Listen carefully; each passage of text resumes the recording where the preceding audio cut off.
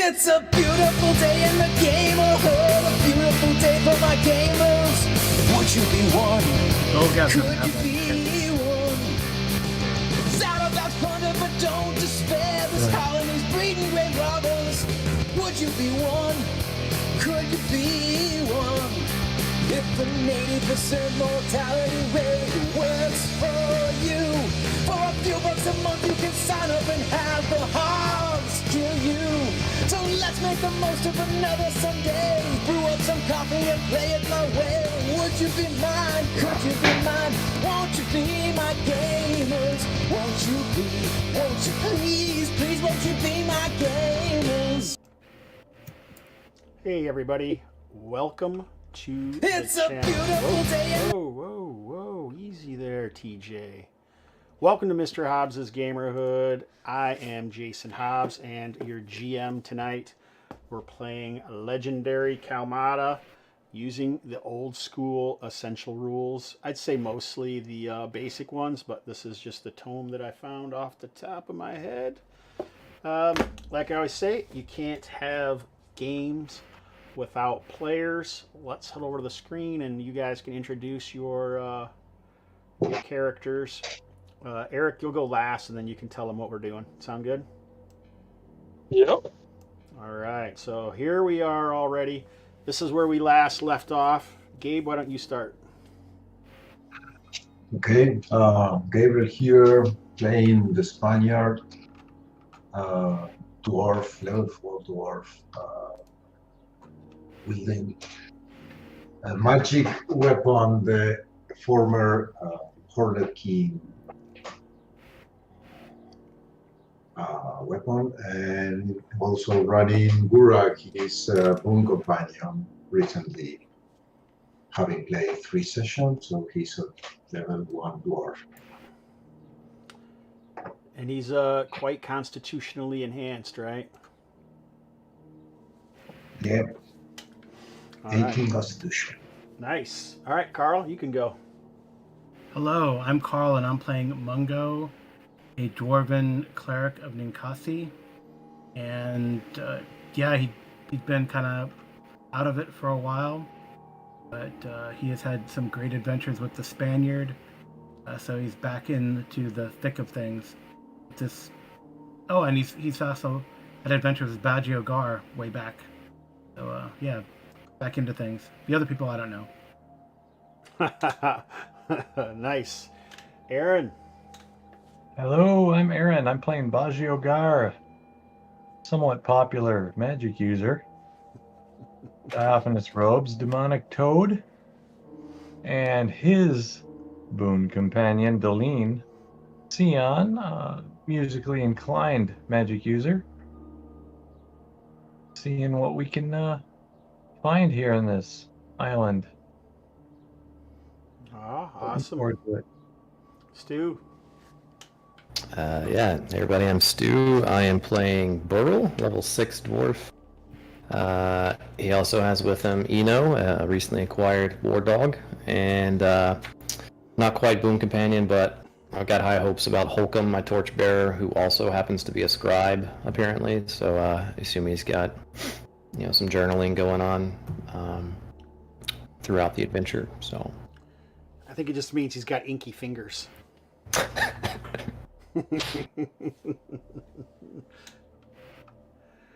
May want to bring Stu down in volume, Gaming and BS says. What do you guys think of that? That doesn't sound possible, does it? could be. Michael's a little close too. So.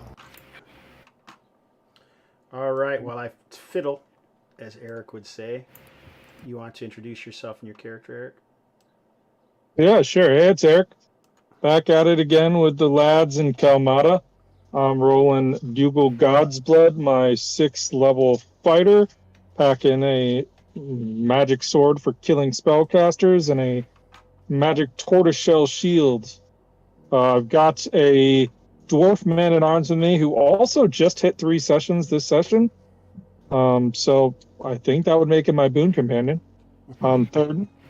And then I was asking for a recap. So last session, we set off from Syndenorm, the main port, and we headed to through Plague Bay to Scourge Island, an outcast island from the olden days. And we set out for an island in the middle of it, the Mist Island. Which island? I forget what we're called. Mist Island. It's Mistmere. That's what it's called. A misty lake with an island and a tower, the Mistmere Tower, in the middle of Scourge Island, where this magical, malevolent mist just pours out from it constantly. And we sat down on our last session. When we got there, we got attacked by some giant vultures. Then we met a magical talking skeleton boat, sort of a crypt keeper dude. Is my favorite NPC so far. Then he took us across, and we got assaulted by these flying skeleton monsters, like more like night gaunts almost, from Lovecraftian lore. And then we got to the tower on the island. The boat told us to knock 3 times. We did. At that point, he transformed into a giant boat golem creature and then made fun of us for listening to him. And that's where we left off. That sounds about right. Anybody else got anything to add? Boats are the worst. Boats are the worst. Boat full of dicks. What about, what Gabe just did is he just rolled his stats for his dwarf right on the roll 20. You're welcome to throw that down if you want, Eric, and fill that out. All right, so so I think we were about ready if there was like a big confrontation between Harkon, the boat skell guy, and the party here. There's a large, you're on a small island in the middle of a small lake in the Plague Bay, and the tower is about, I think, 6 stories high behind you with on the western side there's like an opening with a balcony, and that's kind of where the mist just seems to be boiling out and then filling apparently the entirety of the island with it. Where it's coming from, you're not quite sure, but apparently these bird creatures live in it. Nice rolls, man. You're on top of this. The strength not too good though. Yeah, and he told you to knock 3 times. Isn't there a song, Knock 3 Times in the morning? It's probably too old for you guys. Maybe not you, Carl. I used to play it on like the top 40 station. Yeah. Some people have some spells going, it looks like. Like Deline has a spell, shield probably, and Baggio has some dots on him. I don't know why, but I'm assuming Aaron knows. Yeah, a couple leftover mirror images. Oh, right. Yeah, because that was just on the boat, so Correct. not too long ago.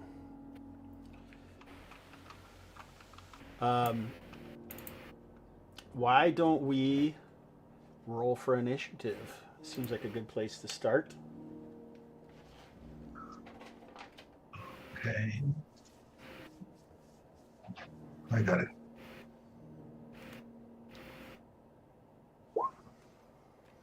A 2. All right, Gabe's got a pretty little thing there. I gotta put something pithy in here.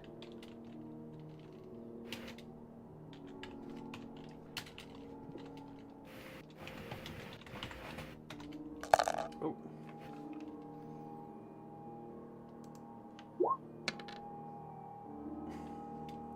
All right, so it was the same thing. You got the same little thing. So, I should tell you, Gaming and BS, you probably have told me that before. I just haven't done it because I suck. All right, so I think we'll just go ahead and roll down this. So does anyone want to move? Oh yeah. It's a spear.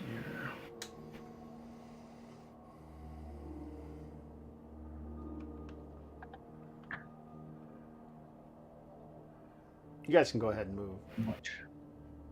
20 feet. It's okay.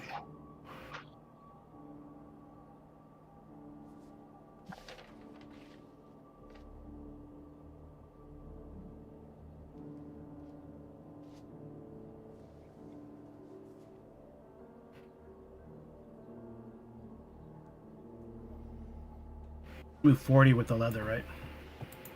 Yeah, if you're unencumbered. I don't think you guys got any treasure, right? He might have a spear, so he doesn't have to go all the way if you don't want him to, unless you do want him to. Well, I mean, I guess he could go there. Yeah, that's cool. Gurag going anywhere? No, he's loading his crossbow. Okay, nice. All right, looks like you guys are making a shield wall or something there. What the heck? Oh, I see what the problem is.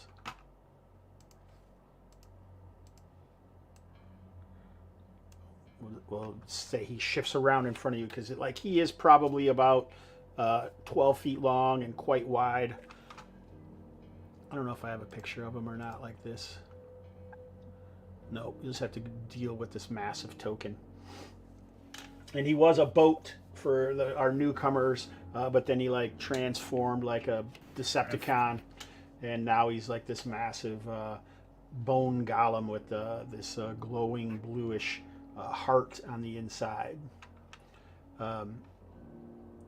So missiles. You say he was loading his crossbow? Yeah, the crossbow is a slow weapon, so I'm gonna shoot next round, right? He could have had it loaded already. Just it takes him. He'd have to. Oh, next okay. time. Okay. Got it. Okay. So it's less than 80, and yeah, so he has a +1. That's AC 7. Yeah, it looks like it kind of just deflects harmlessly off of his bones. Anybody else firing any missiles? It's all delay.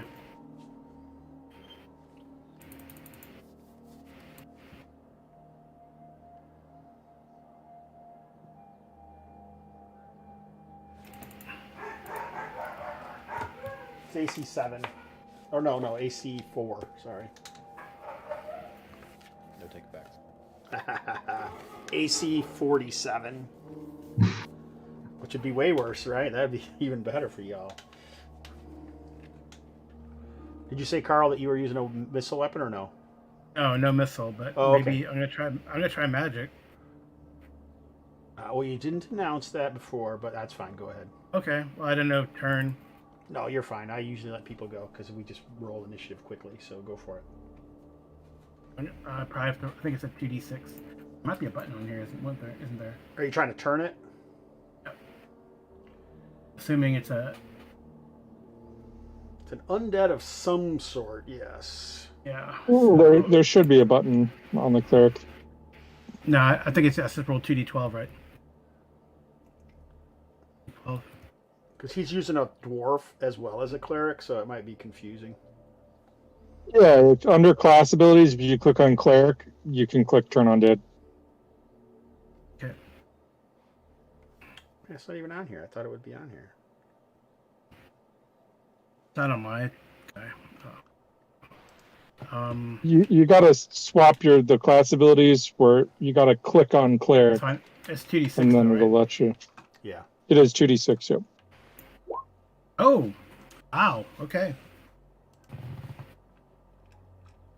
Cool. So then I roll 2d6 again, right, to see if there's any damage if that works. That's for number turned, right? I always forget. Yeah. I'm looking Well, I don't know at if it quick. I succeeded or I not. forget it as well.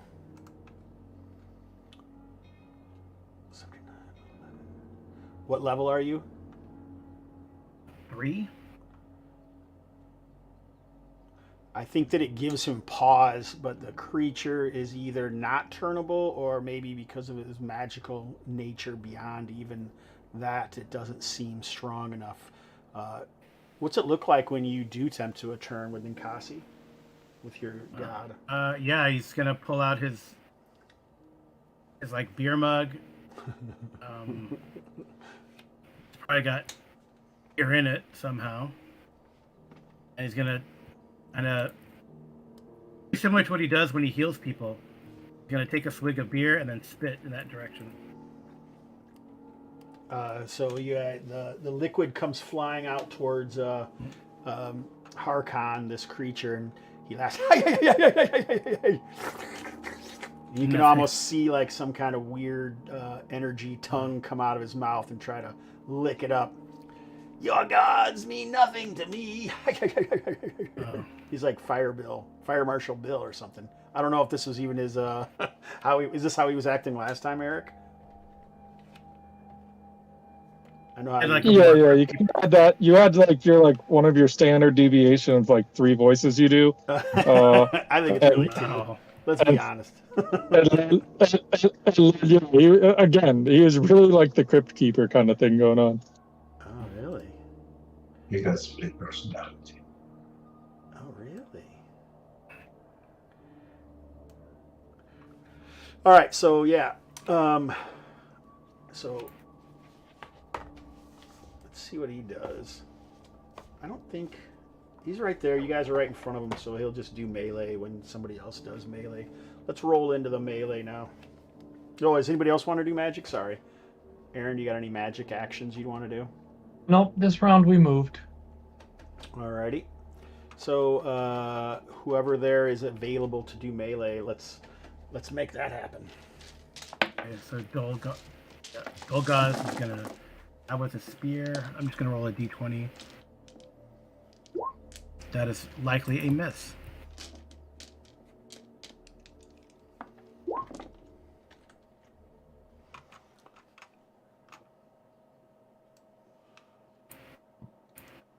Oh shit.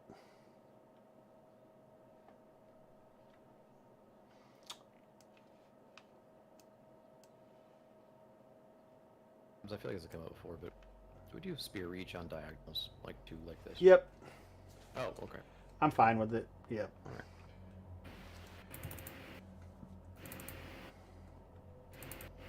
Ooh, that looks like a good hit. Let's. Ooh. Oh, not as good as that hit. Holy shit! 17 total. I forgot how much damage Gabe's weapon did. Oh, that thing's awesome.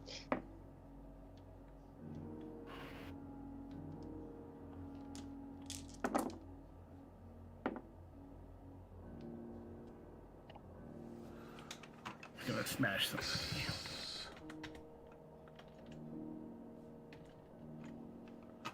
All right. So, how many did you guys hit, and how much did you do? Total was 17 by my count. 17. All right. Yeah, My count as well. there's a bolt of lightning where the Spaniard hits that crushes the bones of the creature. All right. Nice. Hey, Aaron, roll a d6 for Deline. Looks like we got like really 3 guys there that he could probably attack. 3. 3. All right. 3, 1, 2, 3, 2. I don't know how to disable that now. I don't know why it's doing that. Do you guys have are you guys seeing that on the Roll20? Yeah. Saying what? The dice that I'm rolling? You guys seeing the dice roll? I see 2d6. Yeah, Oh, do you mean like rolling in the chat or rolling on the screen? on the screen. Nah, we just see your chat. Okay. Yeah, I don't know why it's doing that on the screen. Looks like he's attacking Dugal and the Spaniard.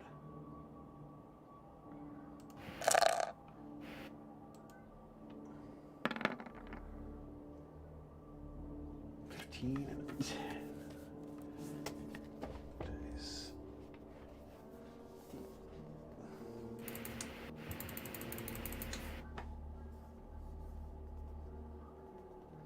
The 10 hits AC 2. That would be Dugal. Miss. 15 hits -3. Assuming that's a hit, Gabe, Yep. on the Spaniard. It might be because I'm just using this the dice roller here and I didn't fix it or something like that. All right, so 6 points of damage. Deline isn't quite surprised, but the door at the top of the stairs behind her bursts open, and even over the cacophony of the battle with Harkon, she hears the door slam on the wall, and behind her is a man with wide green eyes and flowing white hair.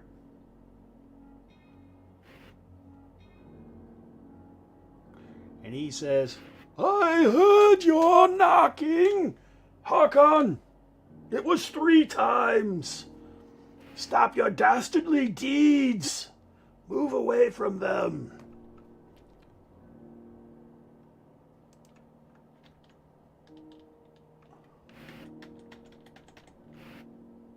All right. So what do you guys do about this? So he seems to be dressed in robes mostly, fairly well cut. Although he does, his face looks to be old, and wrinkled. His eyes seem bright.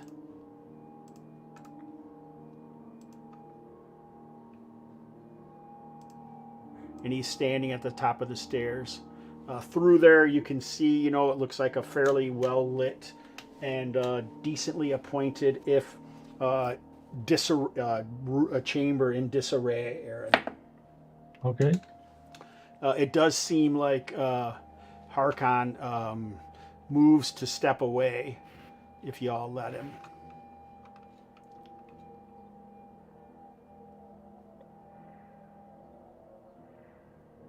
Yeah, we should. Then, Aaron, I think there should be a confluence of the wizards. You're a fellow old man wizard. What actor does this dude look like? He looks like an actor to me, but I'm not sure which one.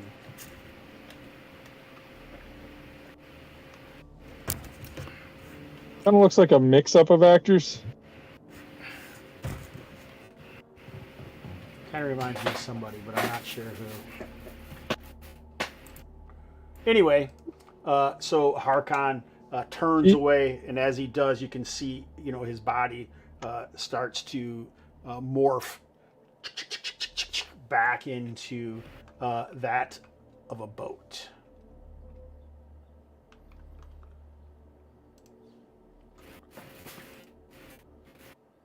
Kind of like this.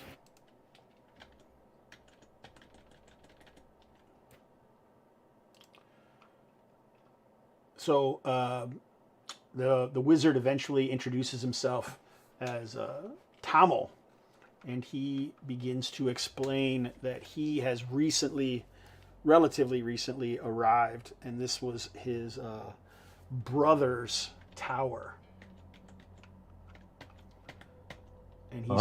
And he's hoping to figure out exactly what's going on.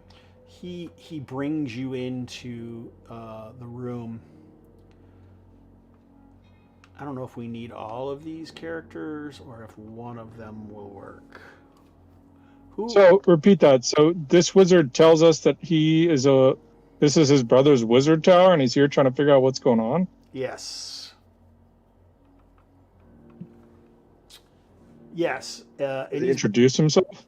Yeah, he did, as Tamil. Tamil. Here you go. Tamil the wizard.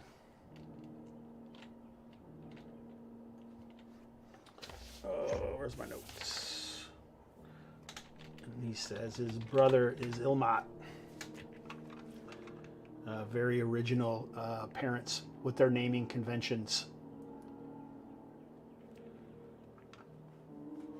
Like I say, he lets you in. It looks like, I have a map for this, but I don't know. we don't really need to move all of our tokens around on the map exactly. So I'm trying to remember if you guys can just see.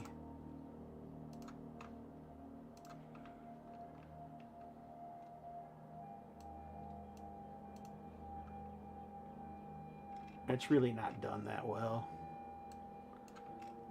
because I'm a slacker. Can you guys see this map at all?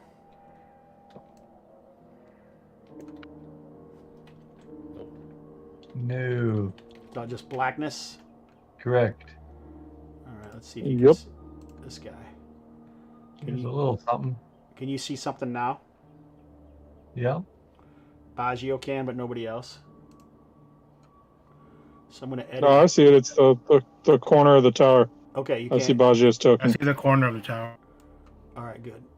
That's all we need to do. Baggio and the Spaniard.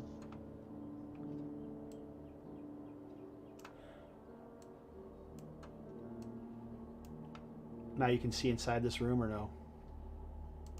Just me. No, just the token. So Yeah, what just I the token and an outline that looks like the tower, but the lighting isn't working, is my guess. I think the lighting's working. I just haven't. I don't have anything in here to show you. Or Yeah. the token vision. There we go, yeah. There you go. Mhm. I had some big plans to do lots of crazy internal stuff to make this all beautiful and all that, but we just didn't do it. All right, and so what he does is offer you guys some rest, and he apologizes for Harkon's actions. And he says that he believes this is like a really fast rundown because we kind of have a lot of things to do. Basically, it comes down to that his brother opened a portal to Arn Terra, which he says is a demi-plane of elemental chaos. Hey, Oxyvorax, I'm not sure what you agree with, but I'm glad that you do. I think. And he is trying to do what he can to stop the portal from expanding and causing more trouble. And he's hoping that you guys can go into the portal and find his brother and possibly figure out a way inside how to stop it or figure out what happened. Question. Is he claiming that this is the source of the mist? Yes, basically the portal is opened and the mist just pours out of it endlessly. Okay, what about these creatures? He appears to be able to control the Harkon, the boat. What about the winged creatures and the things in the lake and the skeleton boat on the water and the shores? The boat he can do, but he fears that the razor claws are from Arn Terra itself, and they may be behind the locked door. So that would be the first task, is ending their threat and then entering the portal. Does he know about the ghost ship in the bay? No. Okay. We'll write that down. Maybe he'll come up with something though. And I'm going to be real pissed if it's two separate spooky mists. Are you kidding? I'm like the master of spooky mists. Let's go.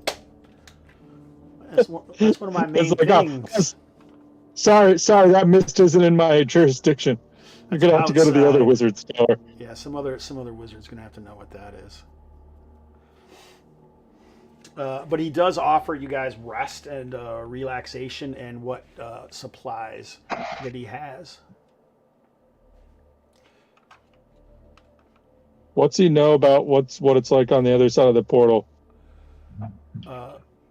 It's a chaotic land of mixed elements. He's guessing that fire and ice are mixing to create the mist. So that would probably be your first barrier is dealing with that. He does know that there are some creatures and species that live on the other side. Just by seeing the journals of his brother, he mentions the Iximians, who appear to be like some sort of like fire creatures. They're not made of fire, but they seem to be unharmed by the fire on Arnterra.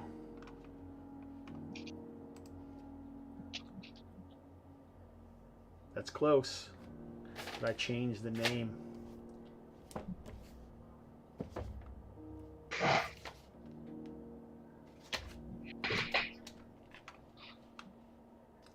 Yeah, so far you're doing pretty good.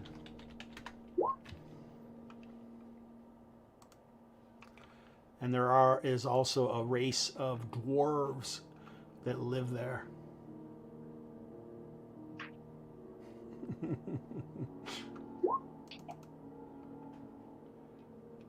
You just had a momentary thought of maybe getting on boats isn't a bad idea.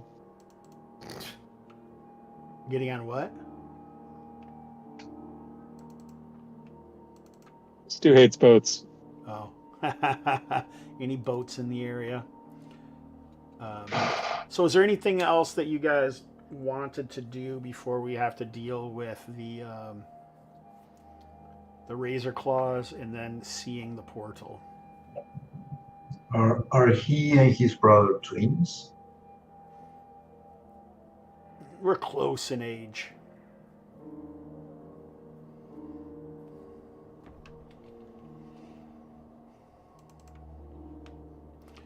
He doesn't really, he seems like he's strained, like maybe he is also using some kind of magic, or he's been tired from using magic, trying to keep the portal from not growing and causing more trouble here. That would be So, just to be clear, he wants us to bring his brother back. the most important thing is dealing with the closing the portal. But yeah, Okay, if you can find him and deal with him, then that would be great. Cool. We'll definitely close the portal. You know, any remuneration here, like beyond being good Samaritans, like we're risking our lives into another dimension. Like, what are we getting out of it here? Yeah, I'm sure there's going to be some sort of treasure that he says that he'll try and find. What do you think would be a fair reward? Besides, Well, saving the world. Seeing how this wizard tower is occupied, we can't, give it to my friend here. But that was the first thing I wanted. So that's off the table.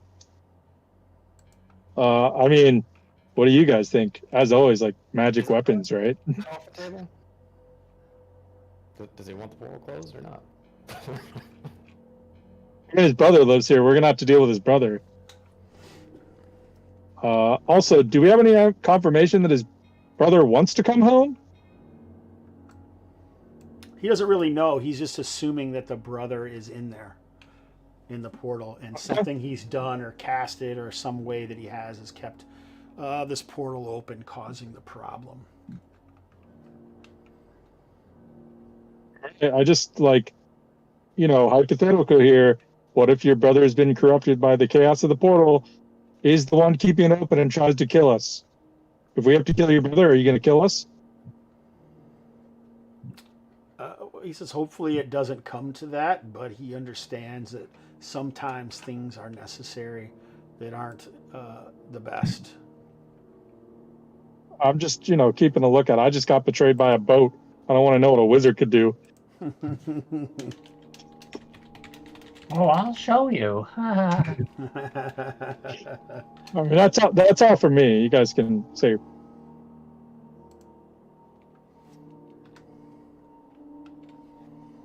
What else is possible? Like Stu sounded quiet there. Now, Stu, did you fix your? Well, I made some adjustments, just hoping that would help. So maybe it was too much. No, because I had also made adjustments. That's why. Okay. So how long does he give us to rest and recuperate before we have to go? I mean, that's up to you guys.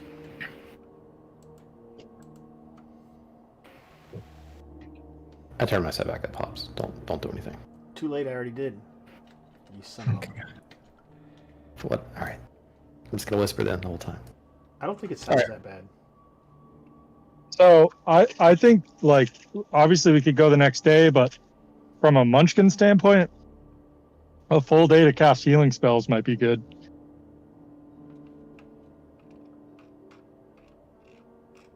I mean, it's been weeks, right?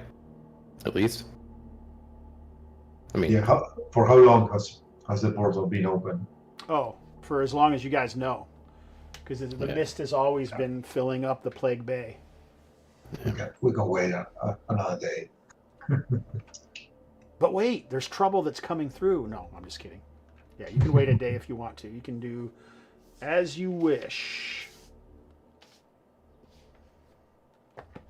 Eric, you were gonna propose we try to like rest 1 day of healing spells, then the night to get him back, and then do our thing. You got it. You got it. Just to maximize use of spells and get an extra hit point from natural rest as well. Well, if we're in a safe place, we'll get that full day's rest as well, which could be even more depending on the ruling. Yeah, I usually do 3 hit points for that.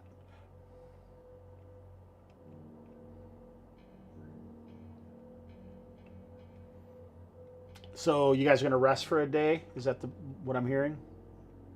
Oh yeah. Yep. All right, so why don't you go ahead and do whatever that would require. And then I can pray for, I guess, 2 cure light wounds, right? So, what are you thinking? Yeah, be Eric? pray, cast them both, rest the night, pray. Mm-hmm. We head out. Okay. Yes. Sorry, I have to step away AFK for a second. But yes, that's exactly what I was thinking. I don't know how everybody else is doing. I'm at 13 of 21. Prioritize anybody else that's more wounded, though. I was at 8 out of 14, but then I can get, just resting, get to 12 out of 14. So it's not a... Yeah, Yeah, that's 14 out of 23. So who wants the cure light wounds? Give it to Baggio. You give me one. Baggio. The first one? Oh, Ninkasi doesn't like you so much. 3 points. Fair enough. Tell me the second one if you would. Okay. Second one, 7. Ninkasi likes you. Even though Nikasi cursed Dugal, right? Isn't that what we decided? Yeah, no, it I am turns into just finding It Kasi. turns into a cause light wounds then? But I have promised to destroy the ape cult to get her back in good graces with. Yeah, so she's behind that.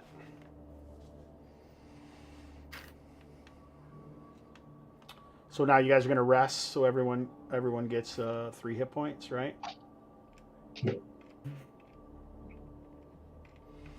And now you have your full... Did you already come back, Eric? That was fast.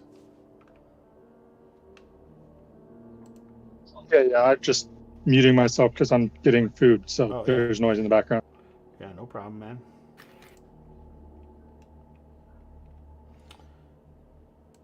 Yeah, I think that was the plan, Hobbs. So it was rest the night, get spells back, and the 1 hit point, presumably.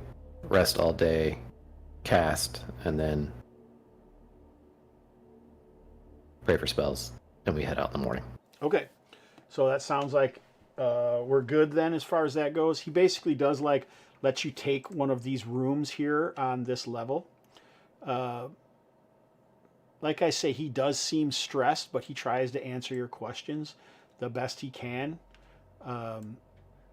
This, he says, is the doorway to the spiral staircase, but he keeps it closed because in case the terrors make their burst through.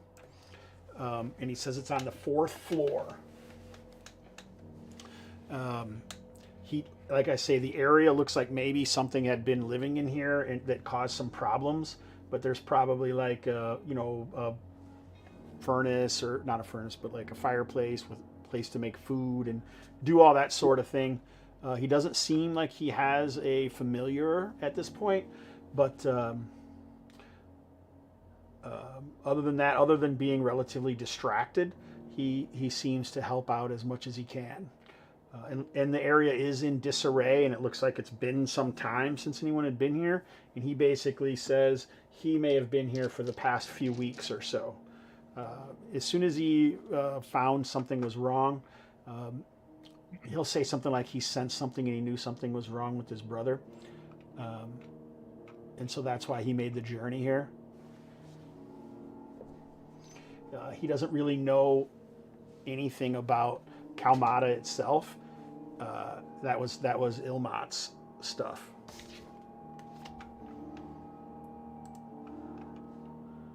Anybody have any questions? Other questions?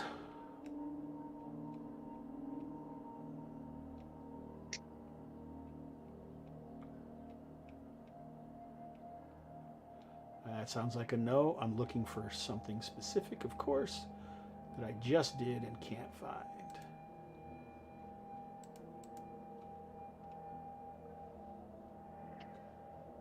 It's crazy.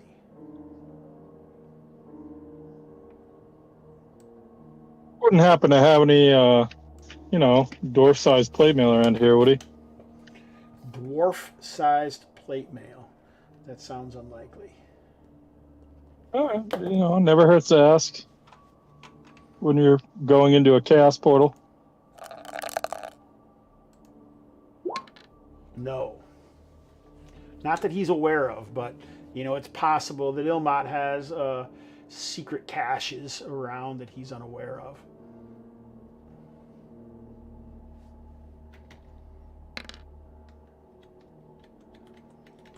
For those of you at home who's wondering where the mute is, the player TJ couldn't join us. So what I normally do in a game like that is I let that character fade to black, and when the group returns, he'll return. When they get back to Sindanor, then he'll be back. But if the group all dies, then his character will die as well. No pressure, dudes.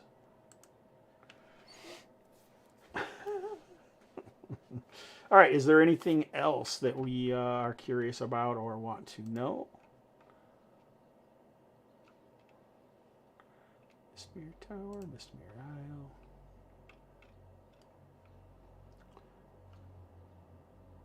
Isle. I almost know, mostly for real time's sake. Really? Yep. Oh, how nice. All right, so what is the plan? Gonna unplug the power cord of the portal, and It would just be funny if I shut everything off when you did that. so there's stairs, and they go to an area where we think more of the razor clawed bird things are. Yeah, that's what he's concerned about. Okay. He says that he does have them blocked behind when you on the fourth floor, the doorway is barricaded to try and stop them from getting through, and so far they haven't. And is that open to like the open air as well at the fourth floor? Is that how they got there? No, they came through the portal. Okay, all right. But it is open to the air. The fourth floor is where the balcony is, where the mist is coming out.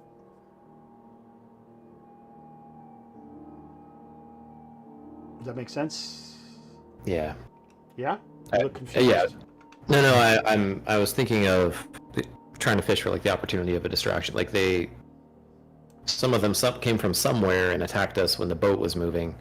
I was trying to think of an opportunity for a distraction if this guy can control Harkon, but you know what, let's not overthink it. Let's just go kill the thing. Kill the thing and take its stuff. All right. So we're all good. So, all right, you guys open up the door, and there is just kind of wisps of mist that kind of fall down the spiral stone staircase that, you want me to open it for you? Sure. It's visible.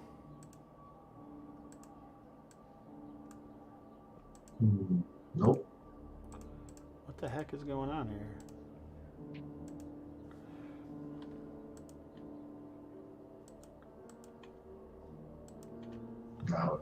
No, it is.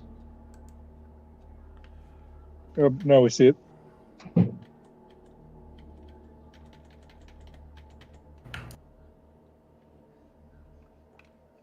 This is weird. Their map is still there. So people at home can't see this at all. Wonder why that is.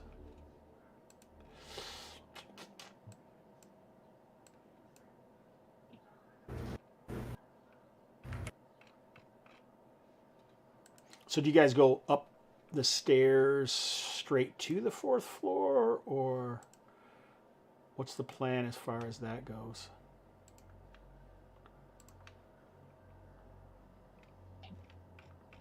As tempted as we are of raiding the tower of all its treasures, magic items, I guess we keep going straight to the 4th floor. Yeah. I We was can do that having an internal. on our way back. I was debating it with myself. All right. Yeah, I agree. 4th floor. Okay.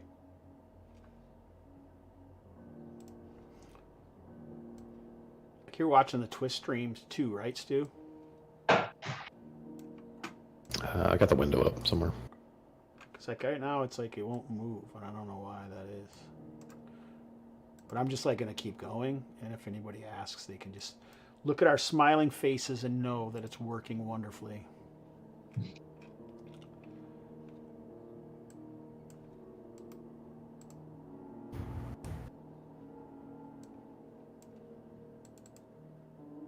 So I basically have Baggio Guard giving off light at this point. It's not my best mapping stuff, but it's by far my greatest adventure ever. Not really. Oh, you were okay. So you guys move It's a up good this- adventure as long as I don't have to fight 3 13 hit dice scropers.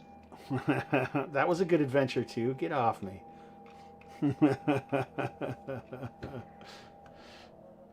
All right, so you guys, your spells are no longer cast, Aaron. Correct. These are the stairs that you came up, and you did go up other stairwells. Each level opened up into a room that was, in similar disarray or likely worse. There would have been like papers, scrolls, reagents, clay, bottles. Maybe like one room had like some hides, like bear hides and different creatures. Like one of them is surely a Thungan hide because it's got 4 arms, and its head with its beady eyes is there, and maybe the skull was hanging from the wall, slightly at an angle. That was the 3rd or 2nd floor. And then the 3rd floor showed there were some doors. Maybe you peeked around, but all the mist seems to be getting thicker as it must dissipate at the bottom of the tower. But as it's moving down the stairwell, the spiral staircase of stone at the center of this chamber in the center of the tower, you've now made your way onto the 4th floor, and this is where you can see this whole room has probably 2 or 3 inches of this swirling mist. And you can kind of feel that it actually feels slightly warm, like it might be some sort of steam or something, some sort of elemental mix. Maybe it doesn't. Go ahead. Sorry, question before we get into danger. I didn't mean to interrupt. No. The one thing I would have liked to have asked the guy before we get into danger: are those creatures, the flying ones, are they undead?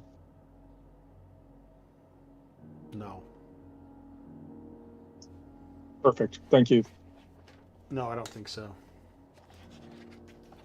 Not that he's aware of. He thinks they are some kind of creature because he's seen them eating and stuff. Not that undead can't eat, but they do seem to be some sort of weird cross that's not a creature that he's seen in the lands before.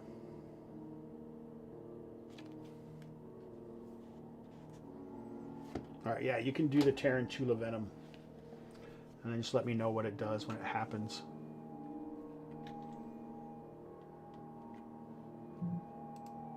Now that we are here, the mist is like thicker. I said that it's feel.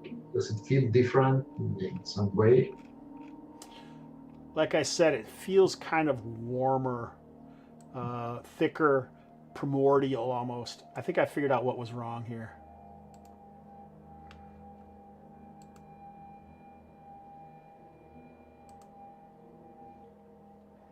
I have like two versions, two GM versions instead of one of them being a player, so it wasn't really following what it was supposed to. There we go, guys. Now you can kind of see what's going on.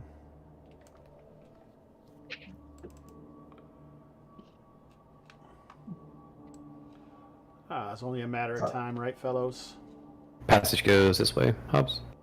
Yeah, that's the door. That's like a doorway.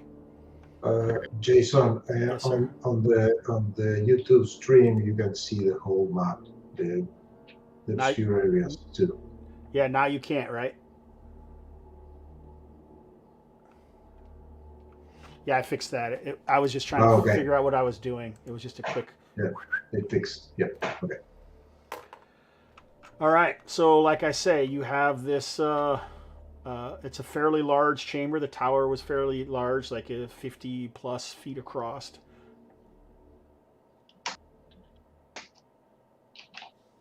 You're in a chamber this chamber looks like maybe it was some kind of another wizard sanctum at some point. So you can see like broken crockery, glass. There may even be some tomes or scroll cases strewn about. Some of them seem to be tinged with ash.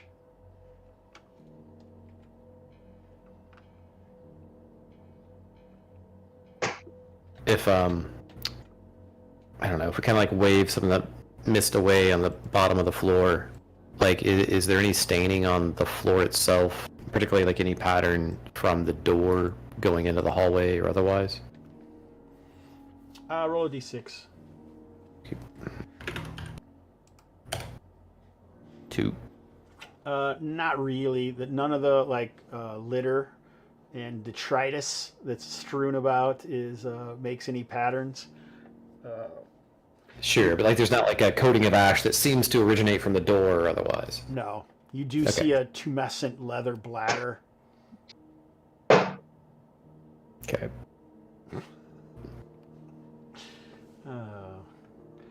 And you guys aren't even any fun anymore.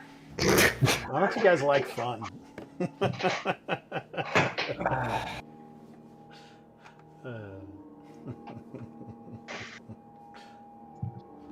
Any thoughts about? Oh, you guys can hear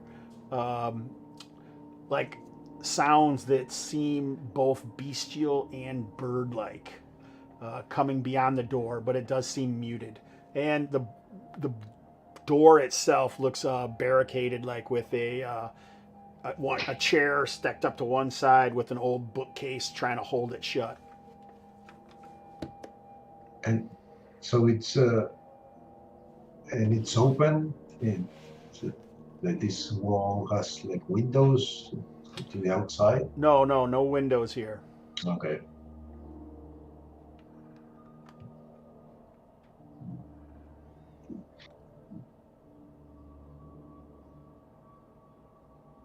You're saying there are no tarantulas in OSE?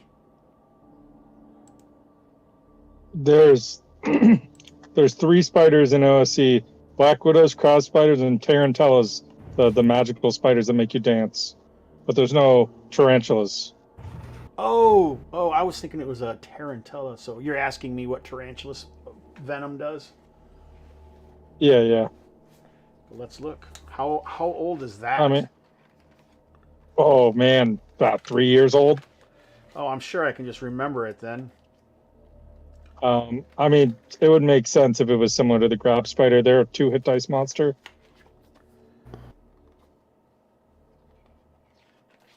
I may have taken it from this thing, which everyone should have. If you've never seen this before, this is the BX Monster Reference Index. And it's just like a coil-bound bunch of stuff with monsters, their hit dice, and it's got like the matrix, the hit matrix in the back, and it's just got monsters from all different sorts. Just one line is all it is, though. You guys know what I'm talking about? Yeah, I have it in PDF. Yeah, I think that's the first place I found it, was actually in an Excel spreadsheet. And then I found this at NTX a couple of years ago. Giant tarantula.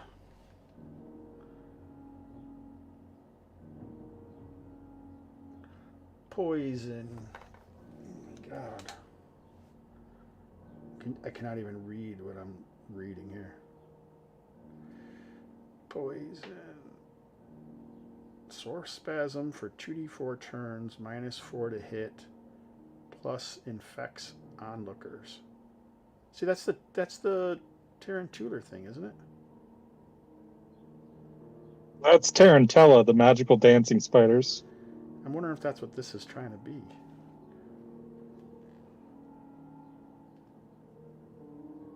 If I have tarantella venom, then hell yeah. I had no idea.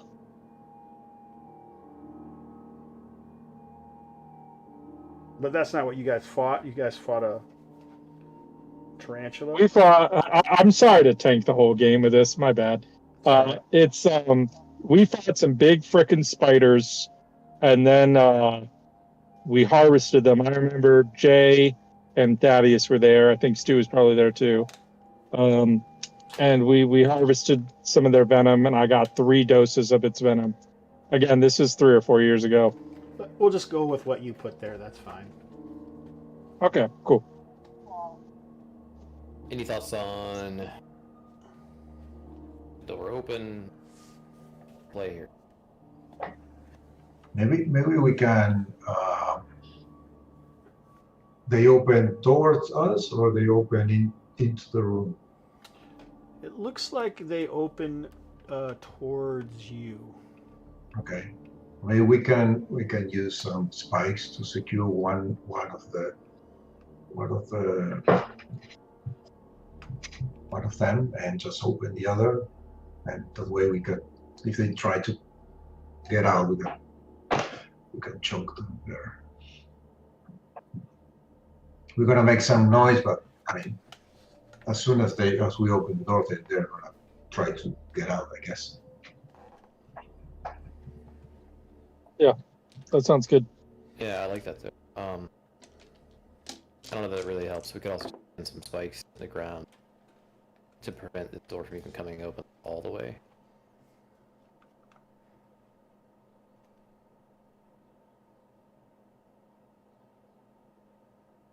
Like we secure one, and then we just put some, so the other side opens just a bit. Yeah. Basically, put like a doorstop there.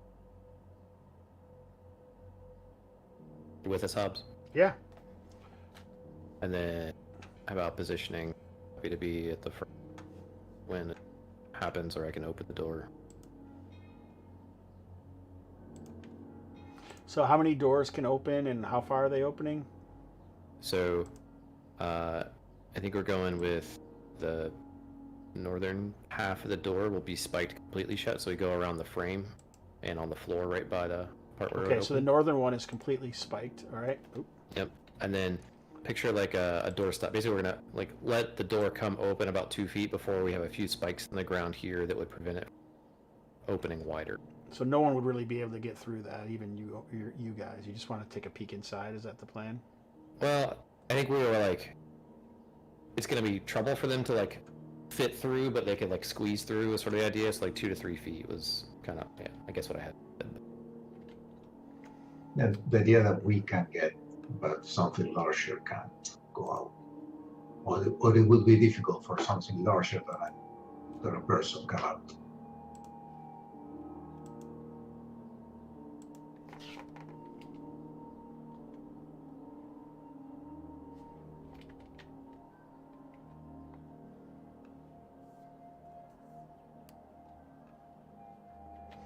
So you guys move the stuff that was placed in front of the doors, and you can hear some sounds, and then like almost, it doesn't surprise you or anything, but you know, if this was a horror movie, you know, you'd be waiting, you'd be trying to peer in there, and like when you open it, a bunch of this mist, steamy mist, just kind of flows out, almost like water.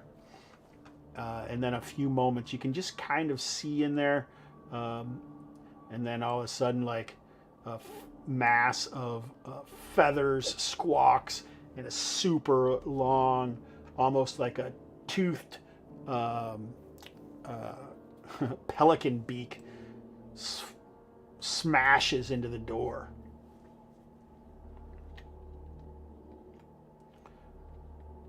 Making hellish sounds.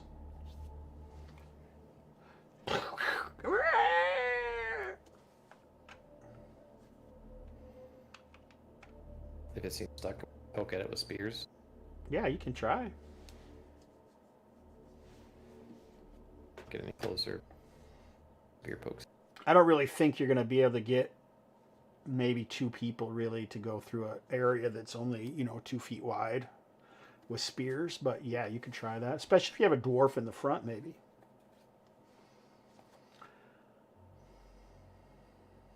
Gabe, how long's your weapon? Gabe's is a hand axe like type weapon. It's not long. He cut off the Bardiche portion of it.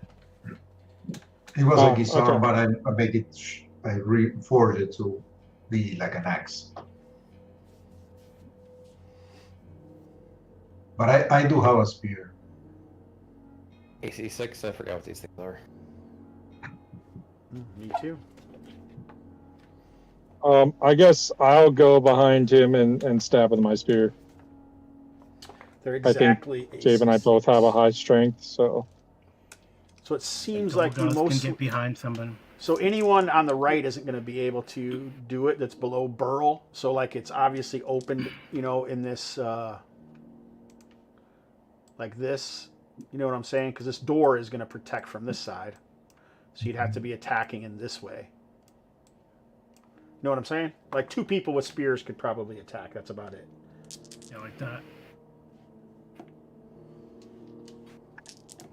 How much did you do? Another 5, so 10 total. That Can seems like a Dolgaz pretty- attack that, or no? Is he too far away?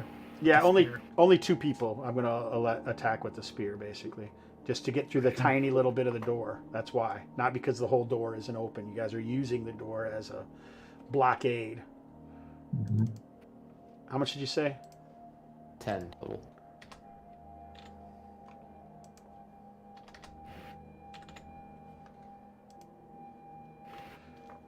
All right, so I think after what's that, Gabe?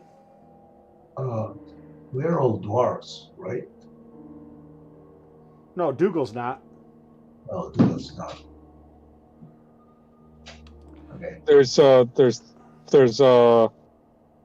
Yeah, I'm the only PC that's not a dwarf. Yeah. Baggio. Although oh, sorry, Baggio. Yeah. Baggio's way in the back. I'm sorry, and you're an honorary dwarf. I was thinking I'm the only melee character. I'm the only melee character that isn't a dwarf. Yeah. between the dwarven characters and companions, we can make like a dwarven tortoise in a Roman style, and try to push into the room or attack or stay there and attack, but do the like the Romans did, that the first one attacked a couple of times and went back, and then the other one go front and Oh, attack. yeah, like a classic phalanx rotation kind of thing. Yeah, something like Yeah. that. So we can all have a chance of it, and we reduce the risk of only one getting in front and be attacked. Yeah, I mean, I'll withdraw next turn, and then the Spaniard can take my spot and attack. Okay. So after it batters against the door and you guys stab it, and you guys can hear them just going crazy, and it kind of retreats away from the door. Because nothing is going to sit there and just continue to get stabbed. You know what I'm saying? That doesn't sound right.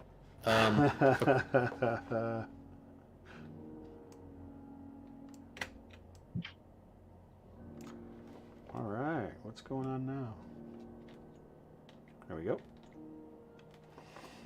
So now what do you guys want to do? Do I want to push in there and make a shield wall on the door? If we're gonna do that though, like, do we just want to like smack the spikes so we also can get back quickly if need be? You might as well just open the door at that point, right? Yep. All right. Yeah. Smack the spikes, and then like slam the door open. Right? Ready for. You know, like I'll be banging my sword on my shield, making noise, screaming. Okay.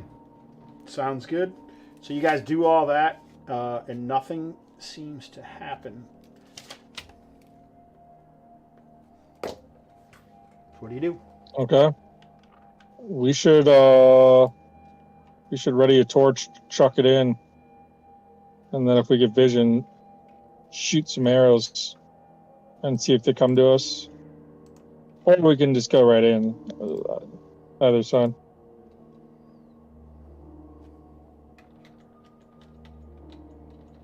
So this room looks like at one point it might have been even like a better sanctum, but there were some shelves. They've been shifted around. You can see whatever the creatures were. Apparently they may have escaped either out this door or deeper into the level.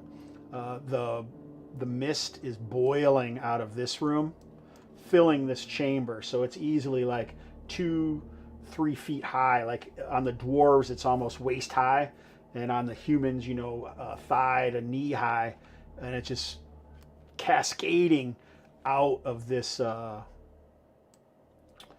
door on the left here, or on the western side. Is there natural light coming in this area over here at this point? Yeah, not too much though. I'm just taking it fast and loose right now. Yeah, that's fine. No way to show the people at home what's going on. But fortunately, my skills are so good at description that it doesn't hurt anything. There's a double door that's open to the north, and this place is full of bones, fecal matter, large feathers all about, teeth. It definitely looks like some sort of feral creatures, winged feral creatures, have been living in here for quite some time. And Hobbs, what's the situation here? Is it? They're like bookcases that maybe they were hidden doors at one point, but they're open, showing a secret door off into that balcony. Okay, and does that? I'm sorry, one more time. Is this open air, or is that the only entrance to the outside here? That's open air out to the balcony on the outside of the tower, where the steam or the mist is billowing out of this room. Yep, got it. And escaping that way, and apparently going down and then filling the Plague Bay, as well as this portion of the tower and stuff, and then cascading almost like a water perpetually down these stairs. Is the But mist the, to where if I laid down flat, it would conceal me, or Yeah, is it... so it's up to your chest almost. Okay. The dwarves. That's what I mentioned. I don't know if you heard me. Yeah, I did. I was asking about how, would it obscure me enough if I lowered down into it? So, unless somebody has a better idea, I was considering going up, like I'll get on my knees or whatever and sort of like look around down here, just hoping my little head will like pop up from the mist and see, just with hopes of not being noticed, look around the corner. All right, so Yeah, Burl. why would we close this portal at all? We should just get a windmill with a fan and just push it back into the portal. No need to go to hell. You can All right. see outside the tower when you move past that with your head. You can see large avian seems to be like circling outside. Should we form up the rest of our guys on that side of the doorway at least here? Yep.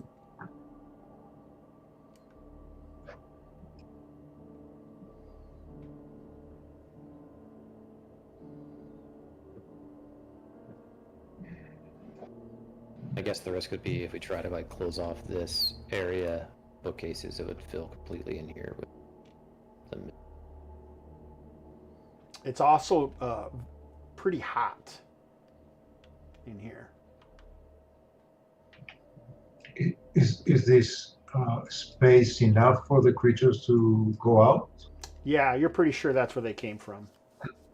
And that's probably where they left, or somehow they might have gone up into this this chamber up in here. So we can see one of those creatures flying up in the air past the balcony? Outside, yeah. You actually spot more than one. You see 4 of them. To Angrily. push the bookcases enough to where Yeah. it obscures the entrance, Yeah, allows the mist to get out. You could yeah, try or at to. least make it so that they can't jump in on us and start savaging us. If they have to crawl past us like before, we can stab them. So I agree, we should priority get these in place. So, yeah, I would kind of fall down to the other one under the mist, pop up, push it a little bit. Basically, we leave like a small opening for the mist to come out, but make it difficult for them to like fly. Sure. No problem. It takes a little time. Why don't you guys make no, I'm not you do feel fatigued just because of the heat coming off of the steam and the mist that you're surrounded by. Since we're taking the time to do that, I think we should also take the time to remove those spikes we put in before and then spike them behind those bookshelves and from the side, just to make that a little more secure. Prevent them from pushing in. Okay. Yep. All right, let's do that. So why don't you guys in heavy armor make a con check? If you fail, you take a point of damage.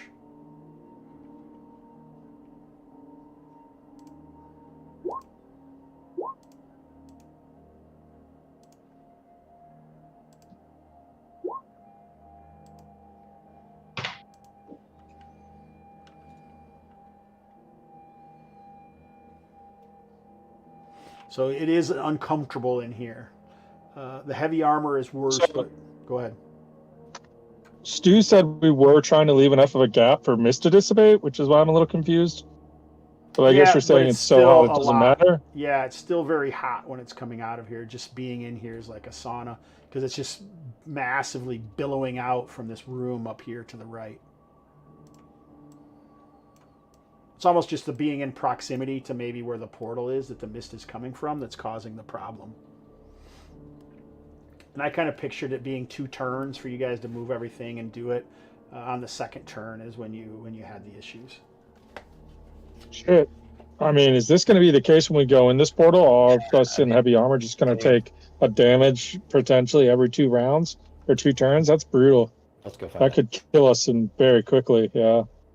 All right, Let's go down the chatter. Oh.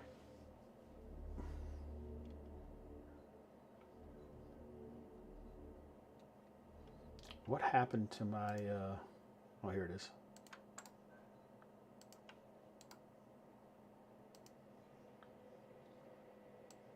Oh, a giant blue meeple. Hi. So what this actually is in the ceiling. There's an area that has a mystical aura, and the mist, the slash steam, is just pouring out of the ceiling. But you can see that that's the portal, but it's in the ceiling. So whatever happened must have happened on the floor above that's caused some problems down here. But it's obvious to Baggio that this is what you'd have to pass through in order to get to Arn Terra.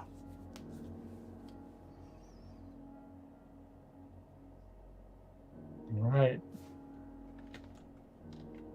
Shall we send in Deline with the levitate and the rope? She's only black and white after all.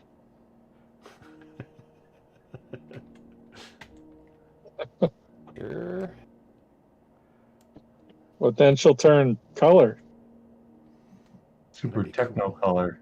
Possibly she can at least report back about the heat situation over there. Sure. Sounds good. All right.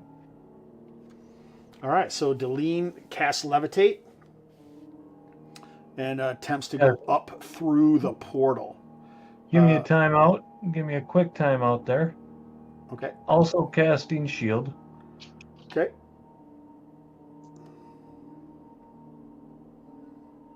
And there's the levitate. Last hour and a half if needed. Okay, nice.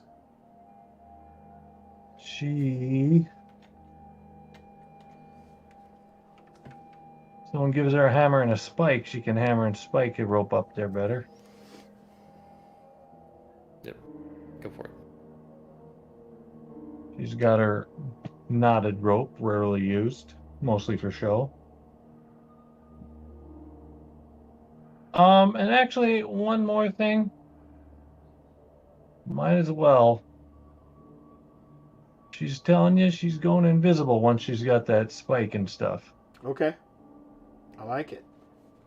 She'll cast that spell, and that'll last a long time. And remember that one slow tug, 3 tugs, 5 tugs, you know. Oh yeah, Let's I give her remember a that whirl. explicitly. The 1-3-7 rule. All right, I got to take a pee. So you guys talk about your favorite Kalmatta memory, or take off and go to the bathroom as well if you want to. That time Jason had to go pee. It is that time, right? That is a great memory. Yeah, it's my favorite Kalmatta memory. You guys are a-holes. Or when he goes to get more coffee. I'll also be right back. Remember, that is code for Hobbs being upset about something, so he's going to kill us all.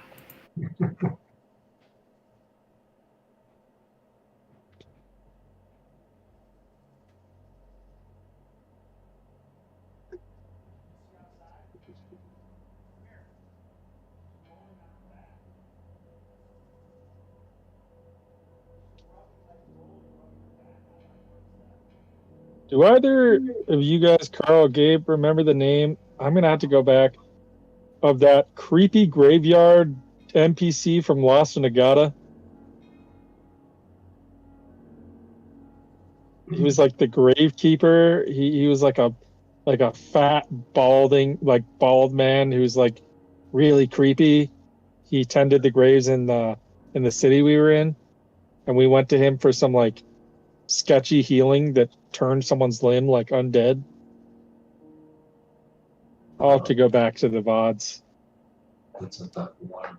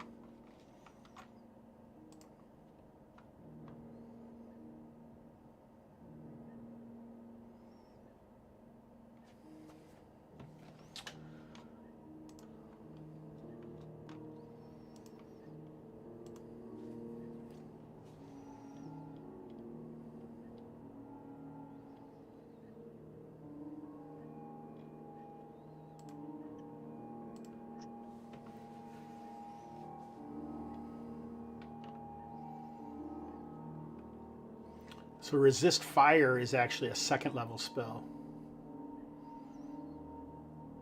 I don't know if Carl's still here or not.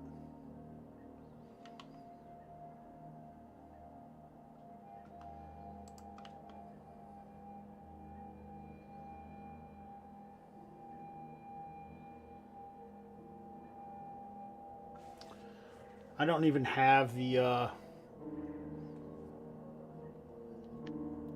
YouTube going. Stu, anything going on other than Fred over there? Got a few people dropping in, saying hi. We have a good handful of folks. Tell us who, man, while we're waiting for everyone to get back. Yeah, James Todd Richards from Hexpress. Hexpress. Hmm. Brian. Hey, buddy. John Brian. Davis. Brian in the chat. Yep. Nice. Oh, he's in the bunker right now, but Right. Yeah, I can see that. Are you guys chatting with him? Said hi. Seeing Changed what's some happening. pleasantries. James Richards show up. Normally he shows up about this time. He did as well. So if So any... Oh, go ahead. A little bit taunting about the audio situation still, about how you and I kept trying to fix it. I didn't see. I missed John Davis was here.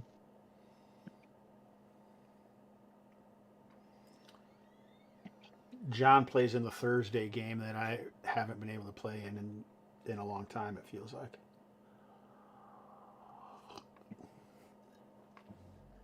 I put some little red dots on the map there for your spikes. I also used to play in a Thursday game with John. You did at Ben Lawrence's area, right? Yep, that was a awesome campaign. If you haven't checked out the Through Oltan's Door zines, highly recommended.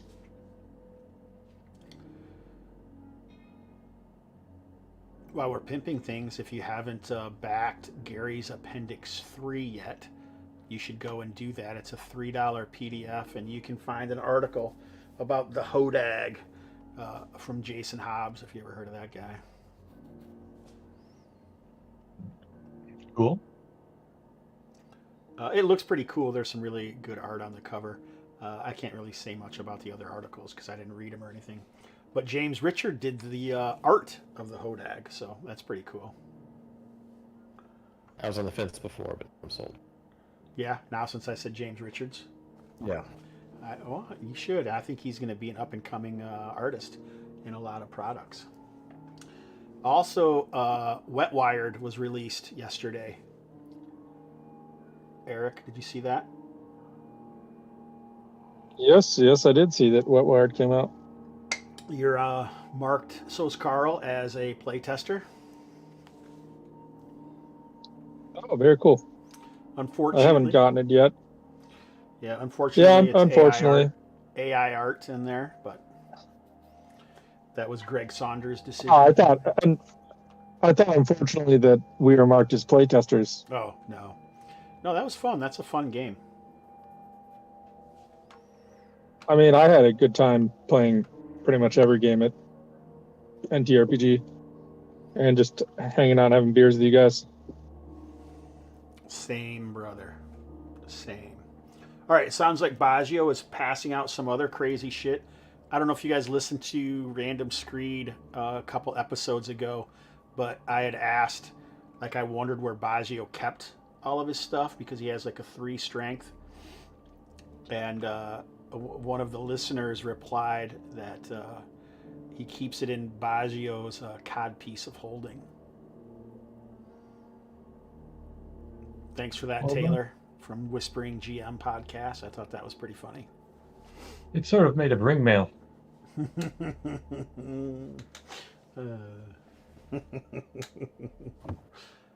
a lot of keychains hanging on each ring and doodads and stuff, and it's like a gigantic charm sack. Words I never need to hear again. I didn't start this conversation.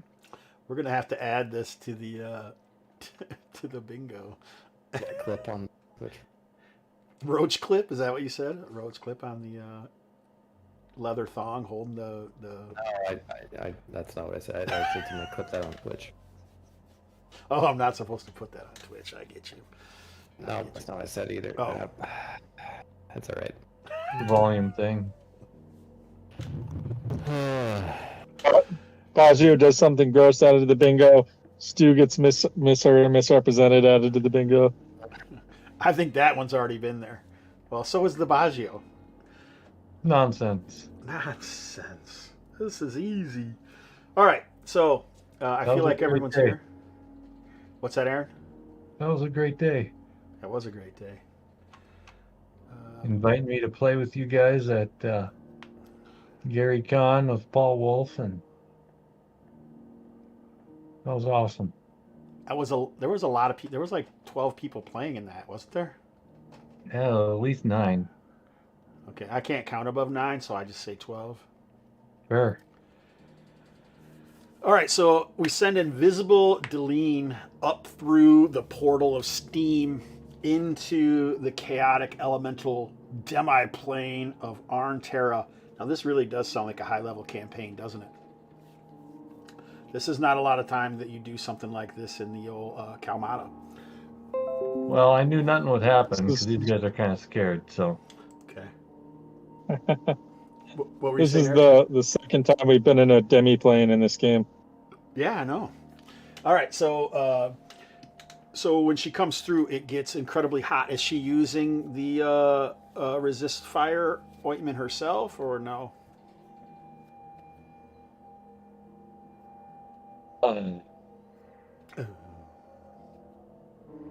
She will use one of them, yes. All right, nice. All right, so she does think it's very hot, and the reason she finds out as she comes through, because the two planes that are meeting is it seems like an icy tundra, and she spots through past like some ash. You can see wisps of clouds. The realm itself almost feels hyper real, making it feel a little bit surreal. Like the smells seem stronger, visuals seem more vibrant. If anybody remembers in the life tree when you were in another demi-plane, it was similar, that you can tell that this place is not really the realm that that you're from. It's something else, and somehow seems all of your senses seem almost better, or just the things around you are stronger. So she actually sees floating platforms of land, like upturned mountains that are floating around.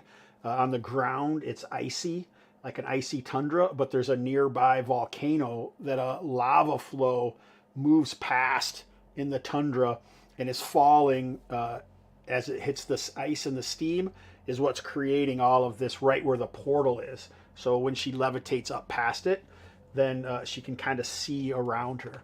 I have a bit of a map. I think Baggio was who we were using. Copy. Kind of cool. Delene was in the World Tree thingamajig, so that's... The World Tree thingamajig, he said. She's a extra-dimensional explorer. Aren't we all? Aren't we all? So this is only kind of something to give you an idea. I don't even know how I would ever make a map like this, but I do have this.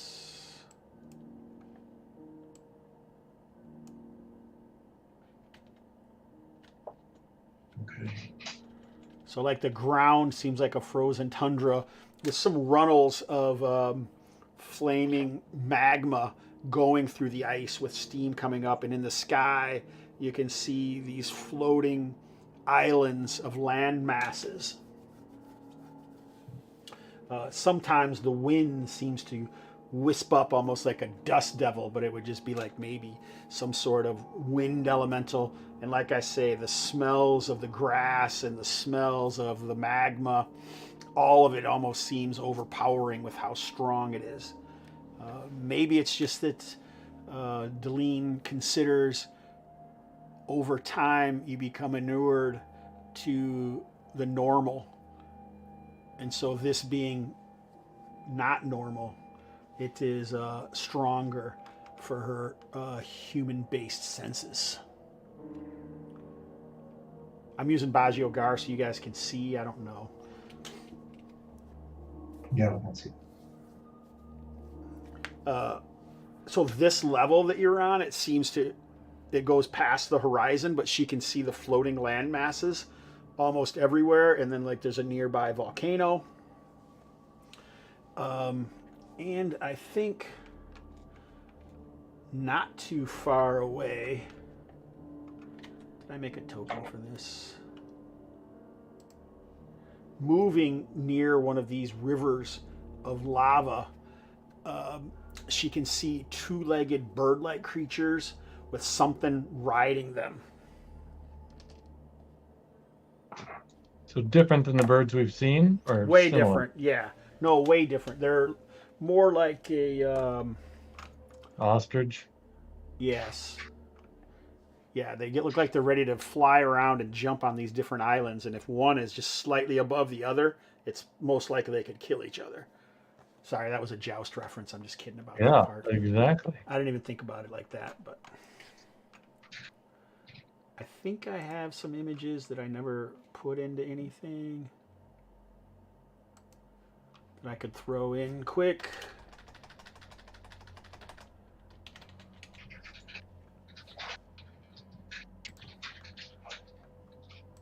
So what does she think about all this? Or does she go back to tell people, or what? She's saying that first push through the steam is the worst. And then once she's above it, then you don't feel the heat anymore. Okay.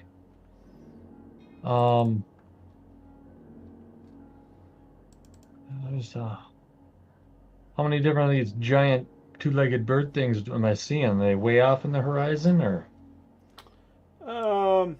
No, they're less than a half to a quarter of a mile. As she peers around, does she see I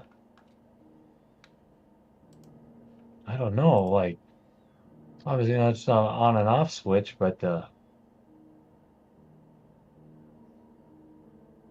anything truly unique, and that would obviously be a goal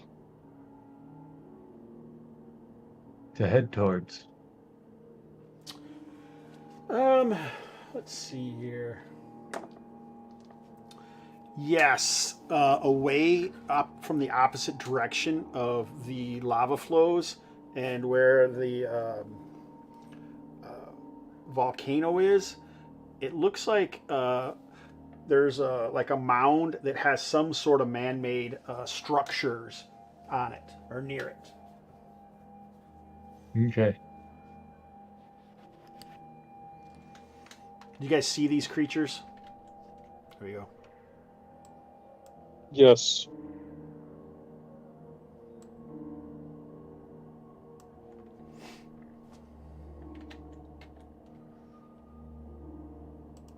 All right. Delene will levitate down and give him the lowdown. Try to avoid the hot spot, but Okay. All right, what's the plan? there's a man-made structure. Delene, if we give Delene a sheet, can she just sail the currents with her levitate, like the hot flows? Maybe it would just be hard for her to discover it. Sorry, Aaron, go ahead. Oh, that's fine. I don't know whether you could throw a grapple and scramble around a bit. It's in Baggio with a fly. But then we need to get you guys up there. Because you don't want him to solo this for you, like last time. Oh wow, wow. Yeah. True, right? True. Listen. You're a wizard. We walked so that you could run. Okay.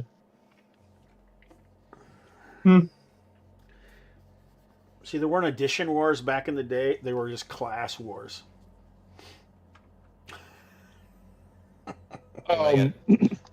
Ideas for getting up heat without shoes. She'll go back up and anchor a rope up there. But then you guys got to climb. Yeah, I had a quick clarification question. We saw a lot of these islands. Was the mound that Delene saw on the same island, or is it on a different one? It's not on an island. It's on the frozen area. Oh, okay. I misunderstood then. That's So not where water. Delene came up into is a frozen area, and then there were floating islands above it? Correct. Got it. Oh, sweet. Can Delene kick like the ice and snow through the portal down into us, or does it not survive in terms of water? Yeah, it wouldn't survive. I don't have the lava flow that's here, and it's possible. I mean, considering it, who would open a portal where there's a lava flow and ice and all that? You don't know if it's an error, or if the lava came later to create that situation, or what.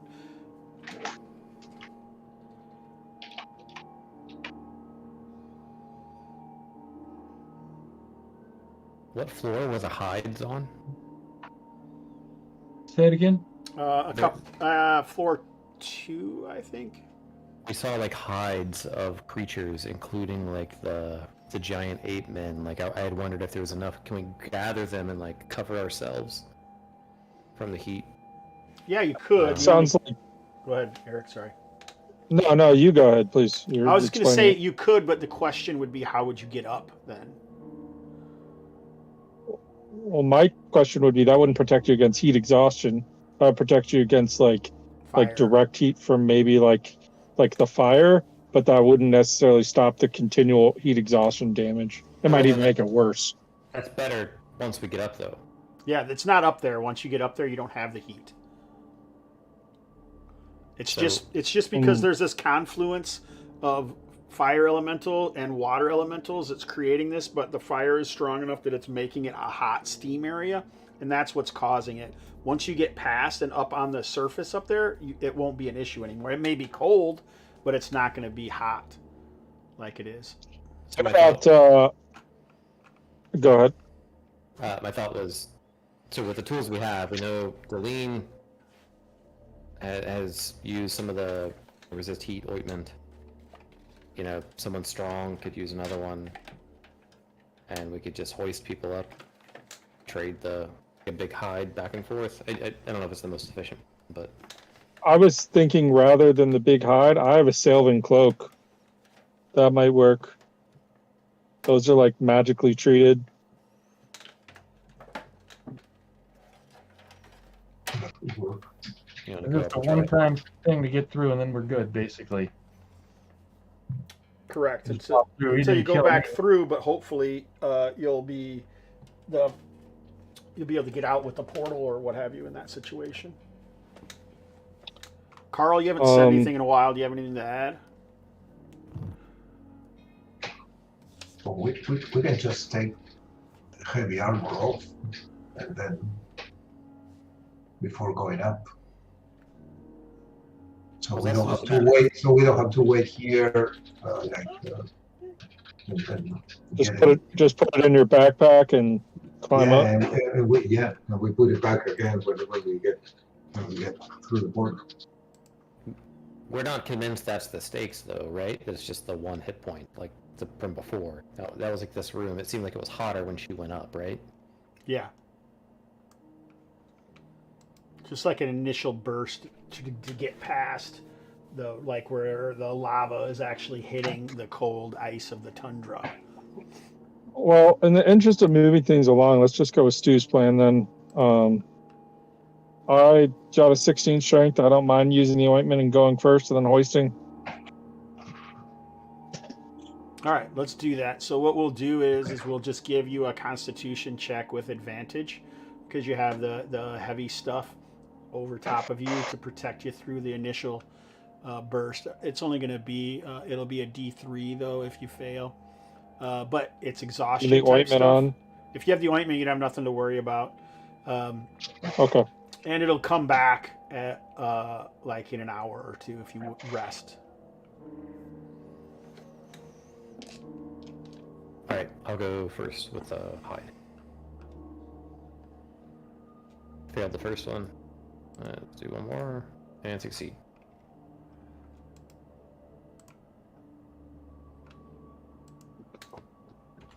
I'll drop it back down. Everyone can just make a roll as we go through. It's going to take obviously some time for this to happen.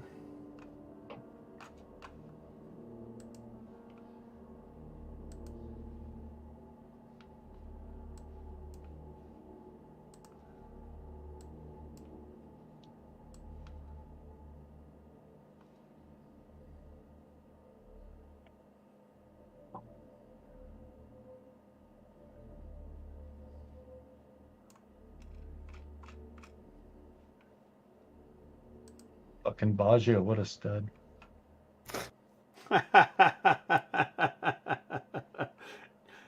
If I do say so myself. Carl. Yeah, so you just take 3 points of 1d3 points of damage.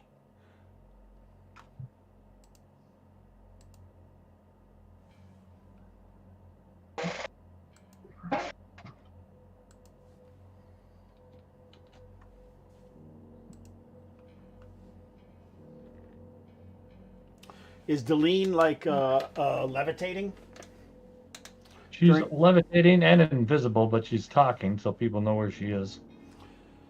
I think it's at this point that she says that it looks like those riders are approaching. Roll a d6 as well.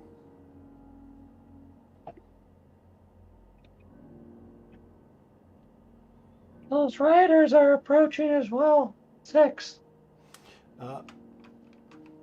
And then coming from the opposite direction, where you see the structures kind of on like this hilly mound of icy tundra, you spot some other figures. Didn't see them. Who knows? But you did now before they get here. They're still a little ways away. Here we go.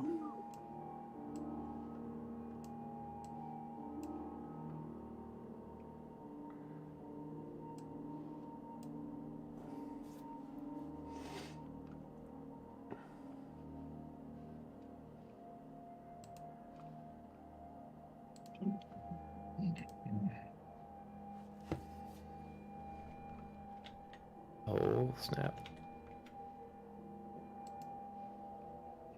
Behold, figures. And I think Man, you can. good thing we have like 5 dwarves with us. This is kind of happening as you guys are trying to get through, because obviously it takes some time to go up, and then the next guy comes. You're not doing it at a super fast. Oh, I just saw that In the Land of the Tall Trees is around. I wonder what the heck time it is there. Anybody know? Morning. Morning. Yep. Like 10. You're on top of this, man. All right, so I think you're fast enough to get through this. He's still there watching. Nice. He can tell us how he did as far as the stream goes. Oh, lunchtime, he says. What do you guys want to do? It seems like some sort of confrontation is likely on the horizon. Between the two groups? Yeah, they're like kind of marching out in that sort of way.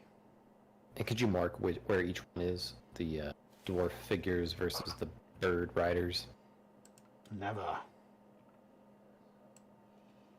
Please. Oh shit, that didn't work. Oh boy.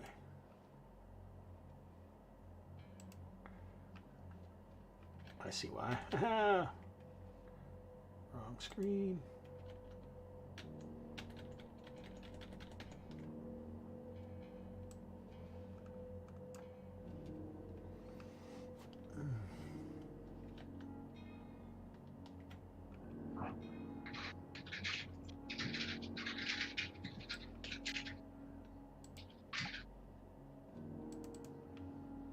While it's set up, what do y'all think? Do we pick a side? Do we participate? Do we wait? What do we think? Where's the man-made structure we need to head to? It looks like the dwarves were coming from it. Okay.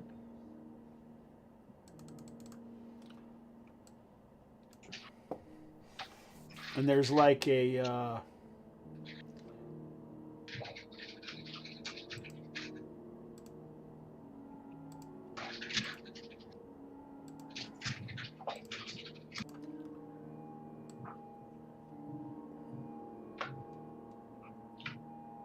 Well, they are extraplanar keen, so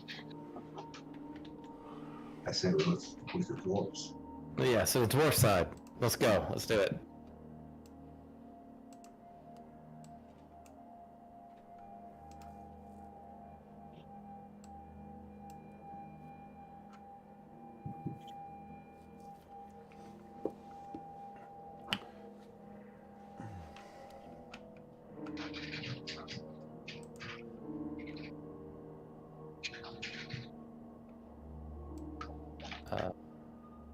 Eric, Aaron, any thoughts here on the play, or I'm gonna try split the party.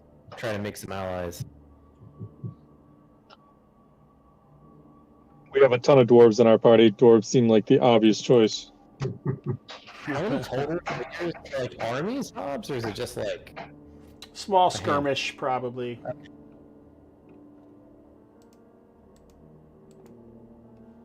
Okay. Oh yeah, this is a shrinky dimension too. We're really tiny. I'm just showing you just how big they are. They're not that big, honestly. It's just to, I don't Okay. know. Yeah, you guys are actually quite tiny, and these are all giant-sized creatures. I'll approach the dwarf group, I guess, or like stand in the way and where they're coming, not have my weapon out, and like try to greet them in dwarvish. Like I don't know, like yeah, do you need aid? And like point towards the other group on the other side. So I think they're kind of marching. I think there's like between 9 and a dozen of each, and they seem to be like in a formation. The dwarves seem better than. You're pretty sure that these are likely the Zimians that you were told of by Tommel. on the other side. And one of the dwarves approaches as the other ones just kind of move past to get into formation.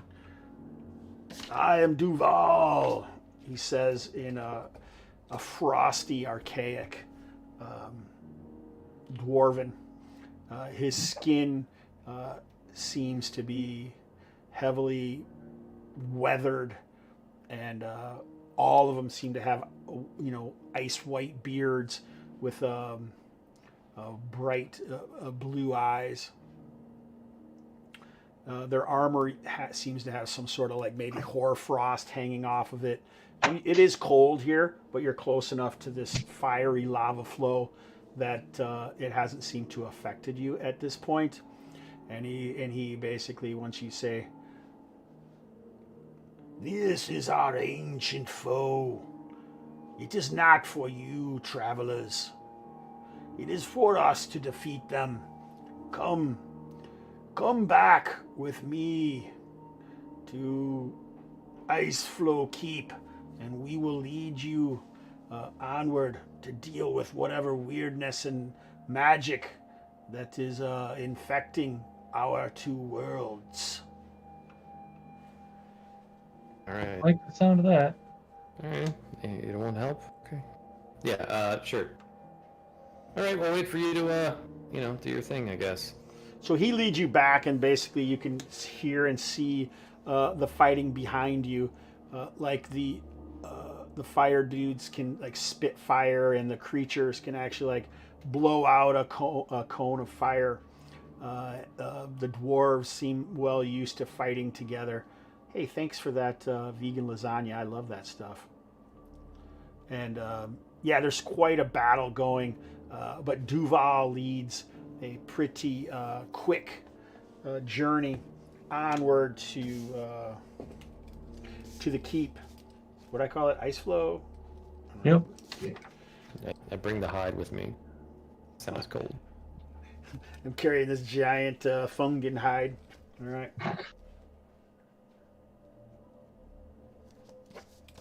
All right, so man, this is pretty railroady, isn't it? This is what you guys get, I guess. Whenever you guys get together now, it's 6th level.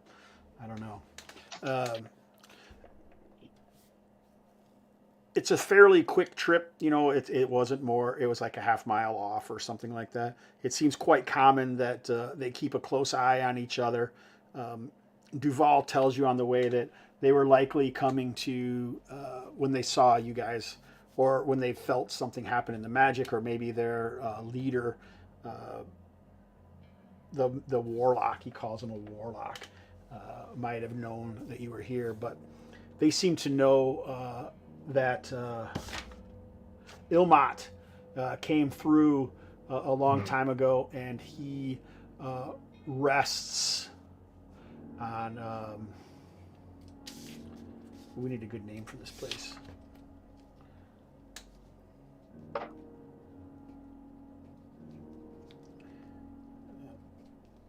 Windy Rise, and he like points at one of the floating upside down mountains in the sky. As he's walking with you guys, he tells you of the story when he came, and how he had left the magic here, and they didn't know how to shut it off, but they've tried, and they've prayed to the Ice Titans to no avail.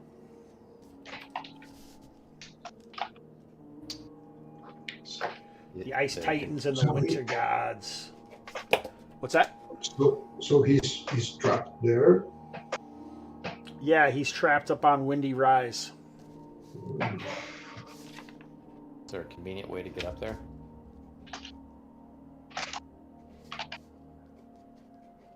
I could levitate. He How said do they get up there if they wanted? it's not something they do very often. The ancient, their elders, had a way, and it's possible that you could use that if you could figure out. There was another one, and Ilmat took the other one, we'll say. It's a skycraft, a skyboat. Oh, the boat. Fly boats. Listen, if given the option to fly a flying vehicle in Dungeons and Dragons, you say yes. None of this boat doomerism. I will defer to the caller. Yeah, that's you, Aaron. What are we doing? Done. You're the caller, Eric. Yeah. In your face. I'm the caller? Yeah. Oh, okay. Then tell yeah, we're taking the flying boat. All right. So eventually, the other warriors return, just like usual. It was a skirmish of that didn't seem to end with any clear winner. They're wounded, and they don't show you like a massive area of Windy Rise, but it is like a dwarven stronghold / bastion, not that big. You don't see more than 20 or 30 people, but there's obviously other areas in here, but they don't like seem welcome to take you to them at this point. And they seem to rest, and they feed you, I don't know, frozen yogurt. And then Real effort. frozen custard from their chef Culver. And does anyone have anything that they want to ask of Duval or these icy frosty dwarves at this point? Do they know what happened to the wizard up there in the floating island? No, but they are afraid of the of those windy whirls that are around. That maybe he crash landed up there, or it could be an issue dealing with that. And they do know that he used. He said that he used his VTEM to power the craft, which Aaron, Baggio, I think I've talked to you about this before. Like you can use hit points or a spell level to power these things that are driven through magical energy. Does this sound familiar to you at all? No, but we'll say it does. I Okay. gotcha. All right. So it's only happened a few times in the setting, but You described this before, someone having like blood powered vehicles at one point. yeah, that's what. That's how they got to Zadabat originally. Yeah, you mentioned that. Yeah. And also when they made it through the first seal of Skodos at NTX last year, there was, I don't know if you guys remember those large alabaster pillars that were in the middle of Kalmatta that led to like a door that was blocked, and it was written in Rodashan. Does this sound familiar to anything? Mm-hmm. And then you said maybe Baggio Gar would know something about it. That was how it was opened, is by the blood of a wizard. Well, sign me up. All right, so we're past what I actually did, but I think we can jump in the ship and see if there's any random encounters or anything, and then we'll use your sea abilities basically, Aaron, because you've driven that craft. But it is going to cost you either hit points or like a spell level to drive the craft. That's what powers it. I can just discard a first level spell. Yep. Okay, done. Is there any other questions like this? I mean, everyone should have like maybe an opportunity. Does the Spaniard have any questions for Duval?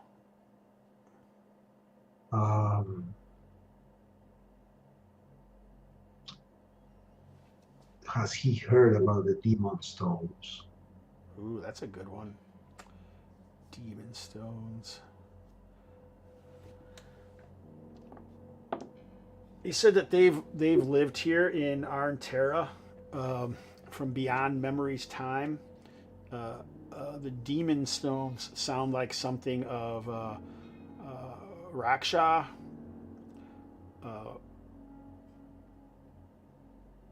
They sound powerful, but he doesn't know where any of the demon stones would be.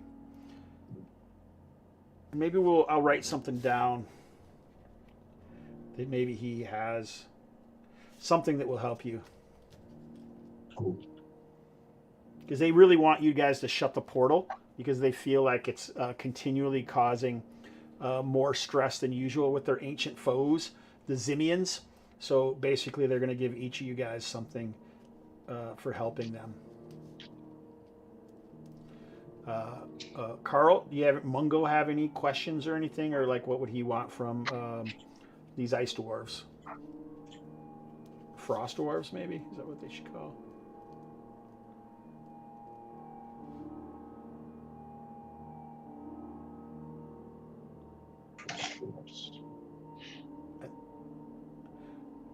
So they worship their ancestors.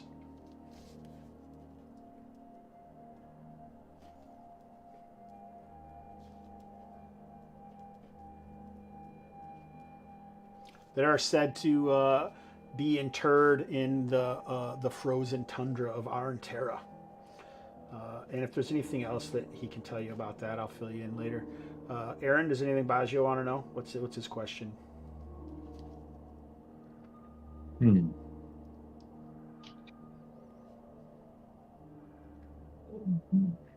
No. No, nothing. Maybe something about how these skyships were built or something like that. Yeah. How can I create one of these sons of bitches? An I got lots of stuff. An interesting anecdote is that the bronze carriage that was driven by magical energy was also found in a dwarven compound. Stu? I think I'd be curious, like what their, what is their strategy against their, their sworn enemy in combat. What gives them the upper hand, or that. I think that's what I would try to fish for while we're here. So between the questions that Mungo asked and the questions that Burl is asking, you guys almost get the impression that this is similar to the endless wars of chaos and law. It follows, but it's between the primordial forces of the elements. Is anyone reading the chat on Twitch? Yeah, I see. I mean, I guess no one's really asked for anything tangible from doing this. All right. What about Dugal? Yeah, I want to know if this is all there is. Like, do they have knowledge of any of the other ancient peoples, like the Bojack, the First Men, the Primordial God, the Rhodesian? All the people that they're aware of, other than visitors, they do believe that this place is like a nexus of the elements, and that it would be possible to travel to the other elemental planes themselves, but it would obviously be very dangerous and not something they would say. But they don't think that they're from the same place, that they're far enough away that the Bojack and the First Peoples are not. They've heard of them and they've encountered them, but not like they're not native to here or anything like that. Okay, I would like to attempt something else. Yeah. Given that, I would like to attempt my once per session tapping into the memory of the primordial god. Okay. So I'm gonna make a wisdom check, and I'm trying to get knowledge about this kind of like sundering of the planes, or like separation, how this happened. Like, why are all these planes separate? Like, why do these people come across? Why are they able to get to each other? Like, what's going on? Is it all roots of the world tree? That kind of thing. That's what I'm asking about. All right. Make your roll. Success. All right, nice. So this is a pretty good question. It's deep enough that I may have to look a little deeper. I think Yes. that, like, there's brief memories of the very early days of the Ikliki peoples, wandering the plains. Would have that same feeling of the senses being stronger than you would expect. And then there have been different various cataclysms that have changed things. But I think there was I don't know if I've talked about the spell wars at all. Have you guys heard me mention that? No. So I think there's something like that something happened in the very, very distant future, possibly even before the Ikliki came. But he does know that the different realms all used to be separate, but they were merged in the place where you guys live, the emergent empires, where everything else has more chaos and isn't as much controlled by law. So it's or chaos. So that's why both of them exist on the emergent empires. And I might be able to come up with a more, like a paragraph or two to explain that a little better. But you think that confluence, that whatever it is that happened, is also what created the land where most of the humans, or like Kalmatta and everything, is the prime material plane or whatever. The leftover places are like the holds, which is where like the world tree leads to, and likely to these elemental planes and stuff as well. And I guess I could even tell you that the holds themselves are, if I talked about the thrones, like, so based slightly on Malazan. Yes. You getting that? Yes. Okay. Yeah, you've mentioned the thrones before. Okay, yeah. And so each of those primordial places that is like the center of those forces would have a throne that you can control.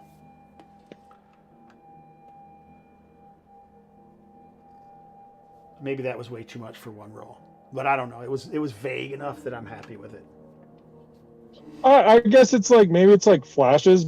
Yes. Exactly. I got smacked up on the head, and now I can like access the memories locked in this magical Godblood, and I'm getting like flashes of these things, and maybe like a throne or something, and I'm extrapolating it later on after trying to piece these memories together. Yeah, that totally is my impression as well.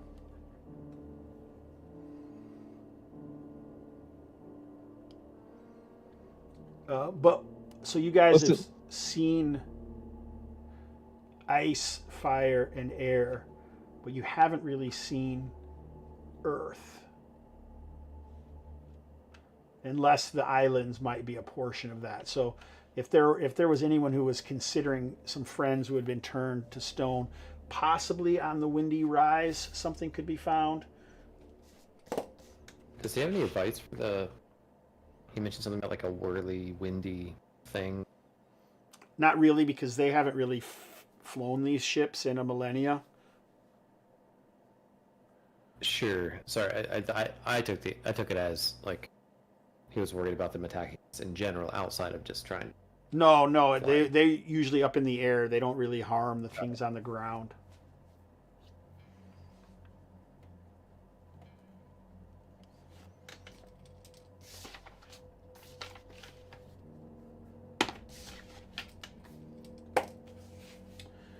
So, are we going to be able to do this in 2 weeks? When you're ready to go, Eric? Is that something we can do? Yeah, for sure. We'll coordinate with timing, but I'll let you know. Is that okay with everybody else? Yeah. Aaron, you think that'll work? Do my best. I understand completely. All right, so Anyone have anything to pimp or anything they want to say before we call it a night? Carl, do you want to talk or say anything? I don't know if you like have like a cacophony of animals going off in your house or what. And if not, that's okay. You can like get your sound going, and we'll ask Gabriel if he has anything. Thoughts, highs and lows for the session, or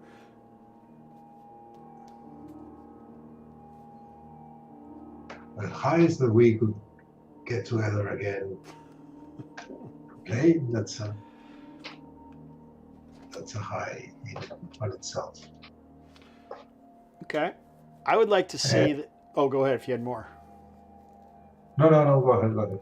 That for me personally, low is I feel like it's like I'm always trying to push to get more information, so I don't feel like I give you guys as much agency as I usually do. So it feels a little funny in far as that goes. I had been talking to TJ after we played the last time, and I felt like I'm more worried about trying to make adventures that are based on the levels that your characters are, as opposed to just letting the adventures be what they are. In this situation, obviously, I could change it because I'd already created what this stuff kind of was, really. I don't know if you understand what I'm saying or not, but that's kind of the low that I have, I think, that I don't feel like you guys have as much agency because, like, I feel like I'm writing some story and you're just playing through it. I don't know if you feel that way or not.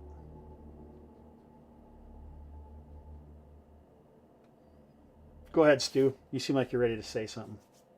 Yeah, I was queuing it up for when it was my turn, so I'll just get into it. Yeah, it kind of is similar to what my low is, but it actually, I don't think it's really anybody's fault. I think just, I mean, it's, for me, it's 10:30 p.m.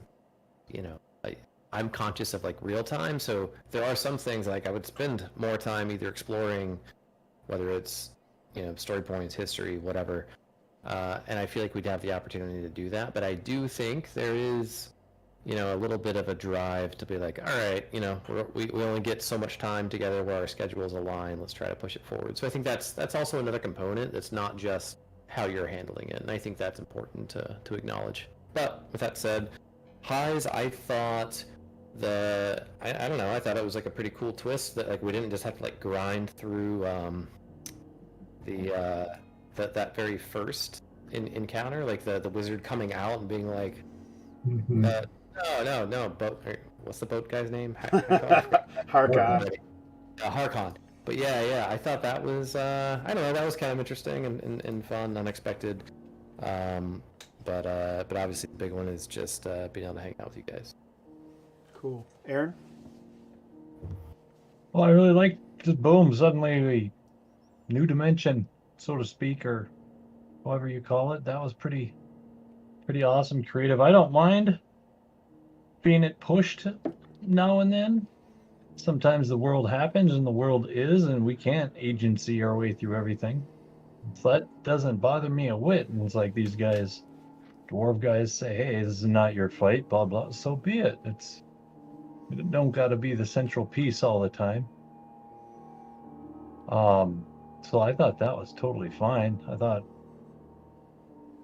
I'm really stoked that all of us, I mean, minus TJ, could get together today and do this. It's huge, you know.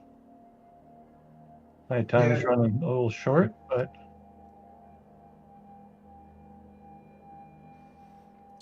I'm planning on wrapping it up next week, but I'll probably have a lot more stuff prepared for us that makes it that way, so I won't have to end, because we could have went a little longer, obviously, but I feel like it's a very good stopping point. Carl, if you have anything that you wanted to say, you can go ahead and type it, and then I'll just read it. What about you, Eric? You got any highs and lows or anything you want to say? No lows. I mean, I'll just echo what everybody else has said. Like, I don't think that sometimes in OSR circles, there's this like feeling that if you're not doing things exactly, sandbox, max agency, DM, doing stories is bad, and stepping in, there's this feeling that it's oppressive sometimes. Like, dude, Most people don't run games that way. It's totally fine to have a story, for there to be, you be storytelling. It's fun. It changes things up, and I don't mind it. Highs, like Carl said in the chat, new dimensions are cool. I'm happy to learn about that stuff. You know me, I love lore, so I'm always down to learn more information about the setting. Cool, yeah. So Carl said Lowe's, he needs to review Kalmatta lore again. It's been a while. I'll say for like anyone who's never watched a Kalmatta video or here, I don't usually push Kalmatta or Emergent Empires, my setting lore, on the players. It's really up to the players to be involved in whatever they want to. Like when you first make a character, you don't have to know anything about it. Eric, I think you said it best at NTX about it. Do you remember that? No, I don't remember what I said.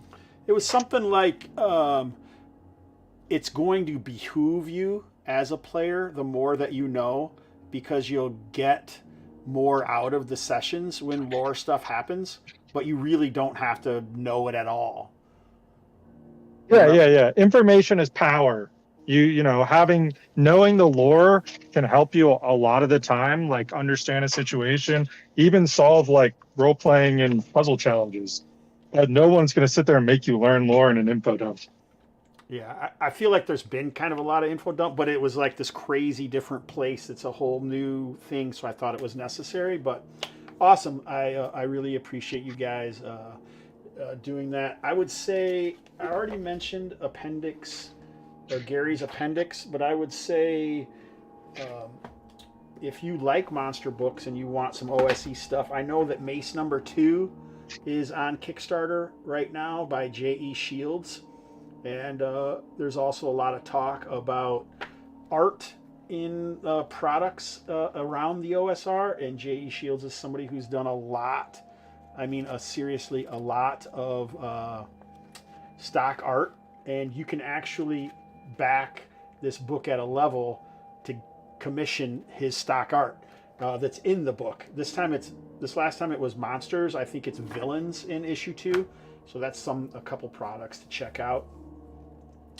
Like I said with my low, I really get excited about making these crazy things and then trying to explain almost metaphysical ideas through physical engagements. I don't know if that makes any sense at all, but it really feels Appendix N to me when you're almost like pushing past just killing things and taking their stuff, and you're actually looking at cosmological ideas in the way that you can interpret them or even try to explain them through mythology or cosmology of a setting. I think that's really cool and kind of artsy stuff that I've always kind of wanted to do.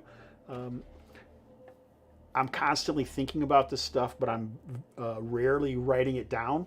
So I wish I was better at writing it down and having this massive tome. But a lot of the time, I kind of just have some vague ideas, and then I make them up on the spot, and then try to make them all make sense later. That is a look into how I do things. But other than that, does anybody have any final words for Kalmatta 81? No? Thumbs up, everybody. Let's listen to TJ and miss him immensely since he wasn't here to join us today.